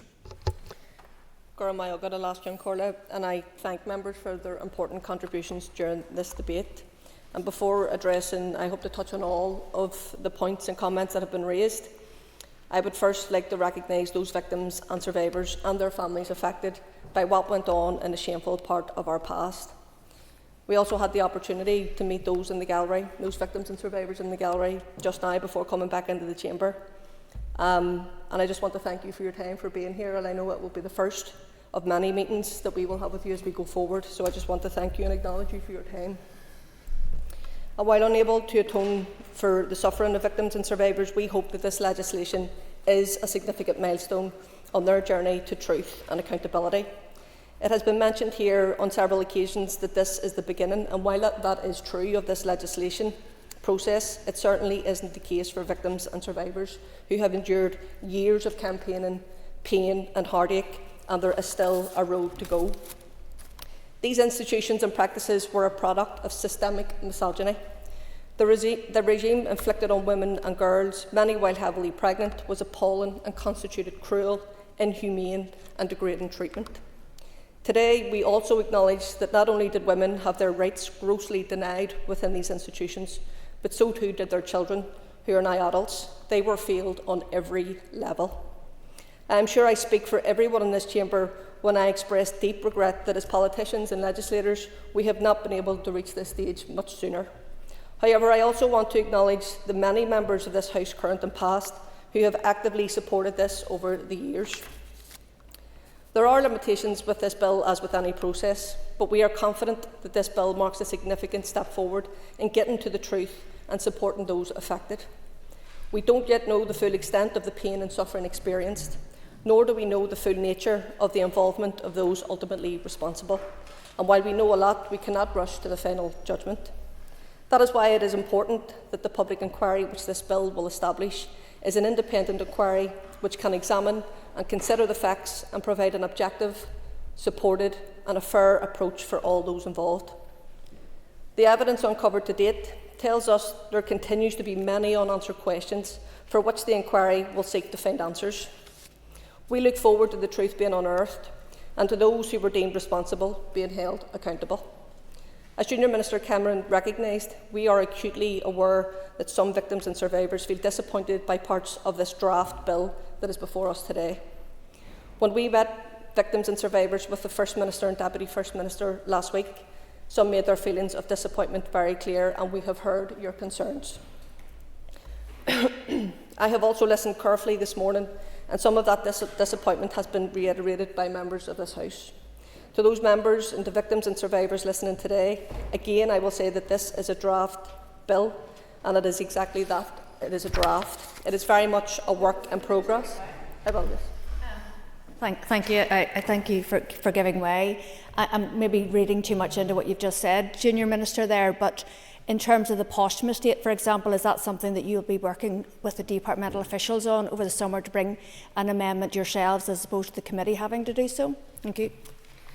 I thank the member for that intervention, and I think we will absolutely work with everybody, including the committee, the chair and the vice chair, as we work through this progress in terms of how this bill. We know that this is very much a draft bill, and we will absolutely, along with officials, we will work with the committee and other members to ensure that what comes out at the other end of this process is absolutely what people want to see. It's a bill, it's not a draft bill, it's a bill that's going through the process, it's a draft process. Okay, thank you. Having said that, we also welcome the positive feedback from some victims and survivors that has also been received, and the recognition that this legislation has been carefully and methodically developed with many positive elements. We are pleased that many of those who have had an opportunity to consider the bill recognise that the proposals are flexible enough so as to provide for an inquiry that will be driven by the independent inquiry chairperson. And the fact that this will leave the door open for them to examine the facts and to go where the evidence takes them. We hope this approach will mean that the inquiry will be as inclusive as the chairperson deems necessary and appropriate. I am sure that as the bill works its way through the legislative process, it will become increasingly clear to all just how complex the considerations have been, which has meant that for many of the issues it has been difficult to find a perfect landing spot. Importantly, though, we are in listening mode, and that is incumbent on all of us to aim for the best possible bill.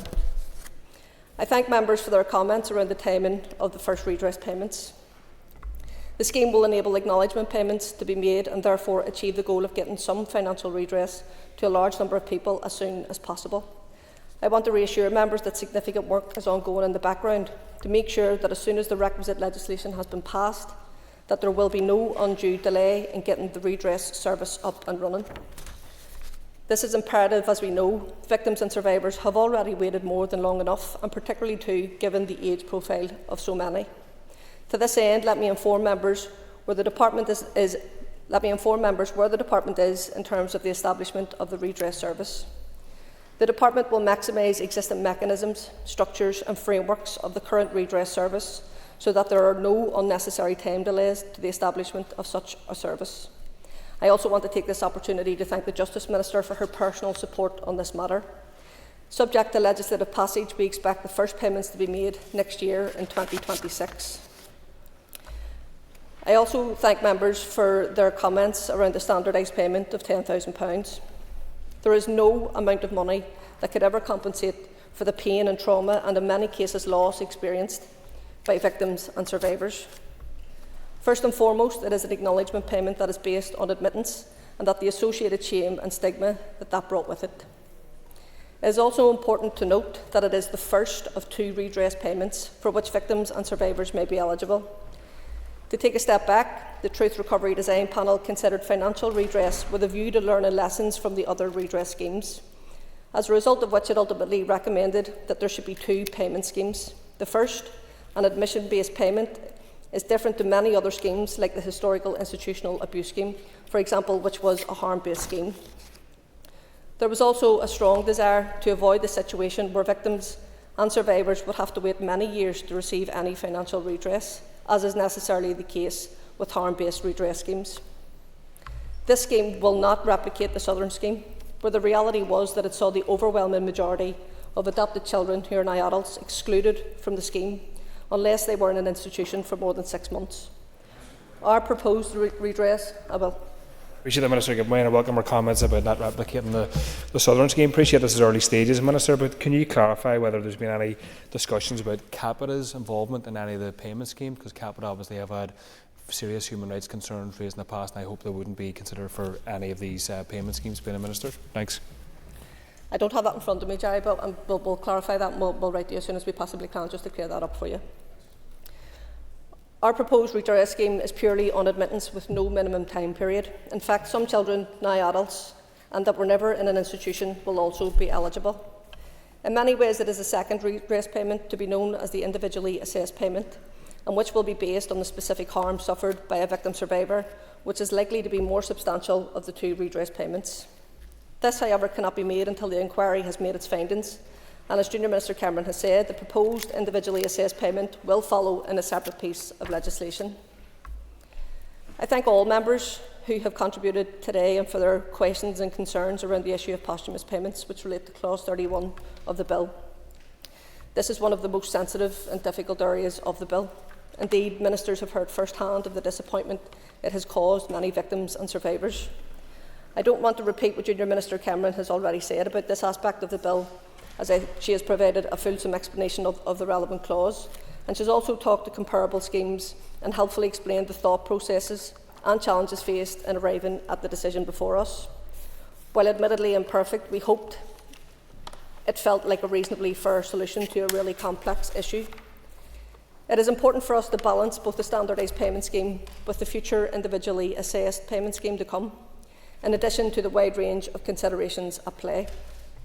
Following the consultation response, the original proposal was positively amended to be more inclusive.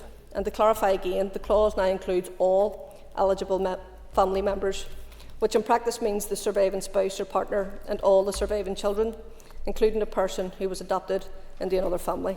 All will be able to make an independent application in respect of posthumous payments for those eligible, now deceased birth mothers. Members should be aware that the views received during the consultation responses in relation to this aspect of the Bill were as strongly held as they were diverse. They range from some requesting that there be no posthumous scheme at all, given the sensitive nature of this issue and the related and understandable fears around privacy issues, to requests that it be extended back to 1922. Suffice to say, for now, it is important that victims and survivors take the opportunity to provide their views to the committee in due course, and it will be an ongoing matter of consideration for us, for the committee and this Assembly. I thank the Chair, Nuala, Sinead and Brian for their comments around the important issue of adequate and meaningful contributions from those institutions who may be deemed responsible. We recognise that this issue is equally, if not more, important to victims and survivors than it is to members of this House, not least as it would demonstrate a tangible recognition from those institutions of the harm caused, and to some a more meaningful form of accountability than words alone can provide. I note the important contribution by Carol about ensuring institutions are held to account in a public inquiry and that they cannot hide behind closed doors. Let me assure the House that ministers also regard this as an important part of the process. It has been and it remains a matter under consideration. We are committed to obtaining financial contributions from the bodies and institutions responsible for these historical wrongs. This includes the British Government for its responsibility during periods of direct rule. Ministers have been engaging with Treasury and the Secretary of State on this matter and will continue to press the Government to step up to the plate. Albeit there has been no agreement reached to date, this process remains ongoing. In terms of the institutions, the same commitment applies. We hope adequate and meaningful arrangements can be put in place. However, this has proved not as straightforward a matter as it might first appear, not least as the standardised payment will be paid on a no-harm basis, and crucially will be paid before a public inquiry has concluded and reached its finding of where responsibility lies. As a result, some institutions may be unlikely to contribute to this first part of the scheme. We note the disappointment, the lack of adequate and meaningful contributions received by the Irish Government, with only 1 out of 9 institutions making a material contribution. It should also be noted that some of the organisations that ran mother and baby institutions no longer exist. The second individually assessed payment scheme, which to be clear requires a future separate piece of legislation, will be a harm-based scheme. And where deemed appropriate, this is the one where institutions will most definitely be pursued for adequate and meaningful contributions. As members will know, and I think some of you touched upon, other similar financial redress situations to date involve a process of mediation, negotiation and arbitration, and all of those options remain open. As Junior Minister Cameron said, we have looked for precedents of where other schemes around the world have made contributions compulsory by putting them on a statutory footing and so far we have been unable to find any. This is a difficult legal issue, but let me assure the House, again, we are open to looking into and finding effective solutions. Nuala and Carol raised the important and sensitive issue of burial sites and infant mortality. This has caused untold distress, and it remains our desire to do what we can to help those searching for answers. In relation to burial sites, this bill will contain powers equivalent to those of the Inquiries Act 2005, which will allow the inquiry to determine if there were any systemic failings in the practice of recording deaths and burials. Furthermore, the power to compel, provided for by this bill, would require a person to give evidence or produce documents such as death and burial records. This will help establish the evidence base regarding sites of inappropriate burials, for example in unmarked graves, and linked to that of infant mortality. Of course, if there is a specific concern, any evidence will be brought to the PSNI to investigate and potential allegations of criminality. A complicating factor here is that existing burial grounds legislation, which is the responsibility of the Department of Communities, only relates to local council cemeteries and does not cover private graveyards. However, the bill as it stands also provides the inquiry chairperson with the ability to commission geophysical surveys with the consent of the landowner. Having said this, we absolutely recognise that there are limitations in the bill insofar as further powers would be needed to enable the chairperson to enter potential burial grounds and conduct surveys if the landowner refused permission, and we are again exploring all options available to us. Separately, yes, I will, yes. I thank the Minister, and I really do welcome that, particularly around the geophysical surveys. But what is really important is what happens when they're carrying it out, and who is carrying it out, and that institutions or churches, because they are not covered by the public cemetery rules, they don't have a say in determining who can and where and when that they do carry those out. I think that is really important, especially when it comes to Milltown Cemetery, as I've mentioned before. Yeah, and I'm going to touch on Milltown Cemetery, and I agree. And again, as I say, all options. Sorry, you're just jumping.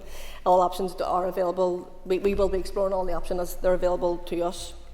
Separately, and in addition to this, specifically in relation to Milltown Cemetery, officials have been engaging with the Department for Communities and the Diocese of Down and Conor to establish the facts where they can. This includes continuing to monitor the situation with regard to the archaeological excavations which took place under licence granted by the Department for Communities. We know there is further engagement planned on this important issue, and ministers and officials would be happy to meet with the member on this issue. The devastating impact this period of our past has had across all of our society and to those on these islands more generally. We need to reach out to everyone that was affected. Gender discrimination, which permeated societal attitudes, not only underscored but helped perpetuate the shame and stigma which ran so deeply across our society. Evidence shows that these practices were not limited by religious belief, culture or class. And of course, while in many ways these institutions and practices embodied the worst of this, it wasn't a characteristic unique to these places.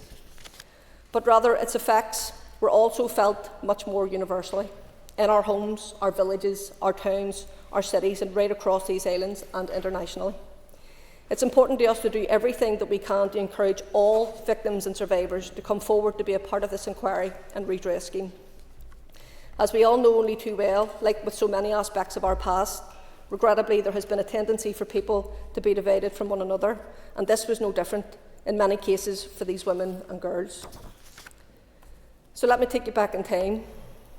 On the Antrim Road, adjacent to the waterworks end, we had the Mater Dei Mother and Baby Institution, which closed its doors in 1984 and saw approximately 1,400 admissions in its time.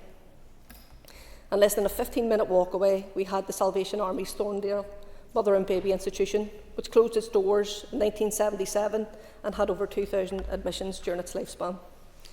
This example brings to light that this experience affected women and girls and their children who are now adults from right across society.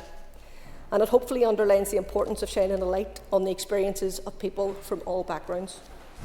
Of course, the undeserved shaming and blaming of women and girls, unfortunately, was not unique to this place. It also impacted all parts of these islands, We know from evidence that many institutions operated on an all-island basis with the cross-border movement of women and girls and their children.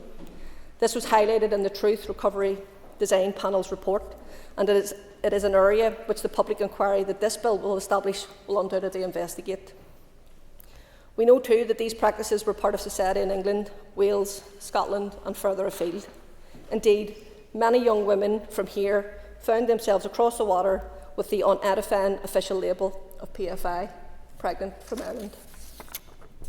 As members will also be aware, a private member's bill named Philomena's Law was recently moved in Westminster, and which, if passed, it aims to make sure that many survivors living in Britain who have been deterred from making an application to the payment scheme operated by the Irish Government will achieve the same benefit disregards in relation to the standardised payment scheme for which this bill will provide. This is a good example of where we have been able to take advantage of lessons learned in other previous redress schemes. We appreciate that the shame and stigma felt by so many of those affected makes it hard, even to this day, to come forward. All those affected are equally deserving of truth, justice and redress, and we want to encourage everyone affected to come forward to take part in the next stage of this process.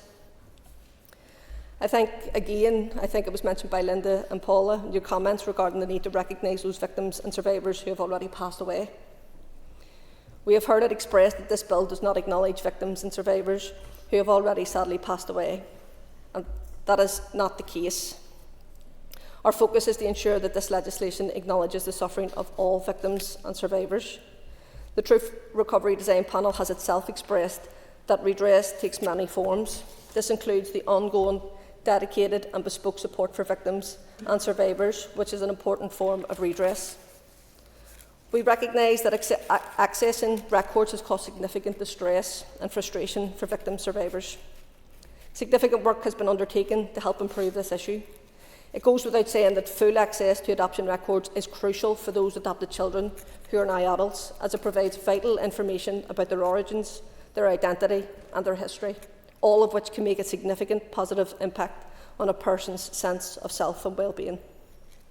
Understanding the circumstances of their adoption, creating the potential to connect with biological family members and access as much information as possible about medical and family history are of utmost importance.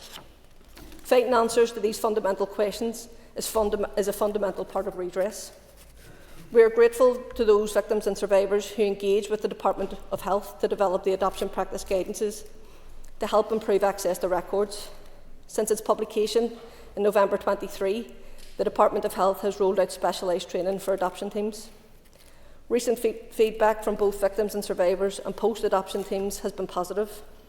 That demonstrates that while there is undoubtedly room for further improvements, significant progress has been made as the process and outcomes have much improved. The inquiry will consider access to records and efforts to enhance this. Importantly, recording testimonies from those directly affected on behalf of those who are no longer with us helps establish the truth, which is fundamental to proper redress. And of course, acknowledgement and an apology for all of those affected are also essential to delivering redress. And that is what this bill and this Truth Recovery programme of work seeks to deliver. In time, we look forward to working closely with victims and survivors to develop and deliver a fulsome and formal apology, one which can draw on all of the evidence that the public inquiry will uncover. This apology will acknowledge and recognise all of those who have suffered. This apology will be developed alongside victims and survivors to make sure that it conveys the messages that they need and want to hear. They deserve nothing less. An important outworking of any acknowledgement of an apology is the awareness and learning that emanates from it. It should help build upon a legacy that should lead to a brighter future. We must learn the lessons of the past to make sure that they are never again repeated. We know only too well that the legacies of such failings continue to be endured by victims and survivors. This includes the state and societal structures that were a symptom of a pervasive distrust of women. We must continue to ask ourselves, how does this misogyny present itself today, and what can be done to address it? The acts experienced were, at the core, gender-based discrimination against women and girls, and by extension, acts of violence and crime against women and girls.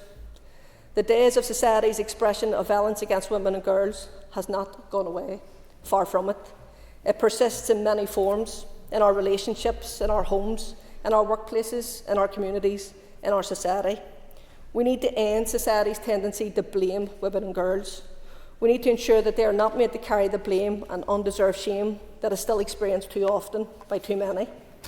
We need to show the support and compassion that is needed and deserved. The same support and compassion that was so markedly and conspicuously absent from the lives of the victims and survivors. We owe a debt of gratitude to these victims and survivors, for they have shown perseverance, a sense of justice and courage. They have shown that it is possible to shine a light on the wrongdoings of the past and not only begin to hold those responsible accountable, but with that help to recalibrate society's attitudes. In closing, I would again like to thank members of this Assembly for engaging so thoughtfully and constructively in this debate on the general principles of this significant bill. Again, we recognise that this bill is not everything. However, it is a significant step forward in this process of achieving truth, acknowledgement and accountability. The inquiry it brings about will help us collectively acknowledge our past and work towards building a future based on compassion, accountability and protecting the rights of others. We will learn lessons from the investigation that this legislation will establish. Lessons that we can take forward to make the lives of women and girls as equitable and dignified as they deserve to be. We will continue to strive to make sure that the voices of victims and survivors are heard and respected in the creation of policies that affect their lives. And as we move forward, let's work together to weave a tapestry of hope and resilience from the threads of our shared history. To all those who have suffered today is another step toward acknowledging and mending the scars of our past. We stand in solidarity with you, the victims and survivors, as we seek to face the wounds of the past. Together, we will make sure that the lessons learned from this dark chapter light the path toward a more just and equitable future for all. Finally, we would like to again thank those victims and survivors who have been on this journey for so long. We see you, we hear you, and we are with you. We would also like to thank our officials, Martin, Michaela and Pauline, and their team for their time, effort and dedication in supporting the progression of this work. And just to make comment on Mr Dixon, the First and Deputy First Minister have tasked us with taking this legislation forward, and I can assure you that they are as committed to this piece of legislation, which is really important, as we are. And I know on behalf of them, the Executive Office and this Assembly, we will do our utmost with it. As Junior Minister Cameron has said at the outset, we look forward to working with the Committee, the Chair, the Vice Chair, and refining this important bill and ultimately collectively empowering those affected to achieve truth, acknowledgement and accountability. Our officials will be on hand to help and support the Committee in their work of scrutinising this bill going forward. I commend the bill to the House. Thank you, Minister. The question is that the second stage of the inquiry, Mother and Baby Institutions, Magdalene Laundries and Workhouses and Redress Scheme Bill, be agreed. All those in favour say aye. Aye. Any contraries? The ayes have it. The ayes have it. That concludes the second stage of the inquiry, Mother and Baby Institutions, Magdalene Laundries and Workhouses and Redress Scheme Bill. The bill now stands referred to the Committee for the Executive's Office. Please take your ease where we hand over the top table. Thank you. You come on to the next item?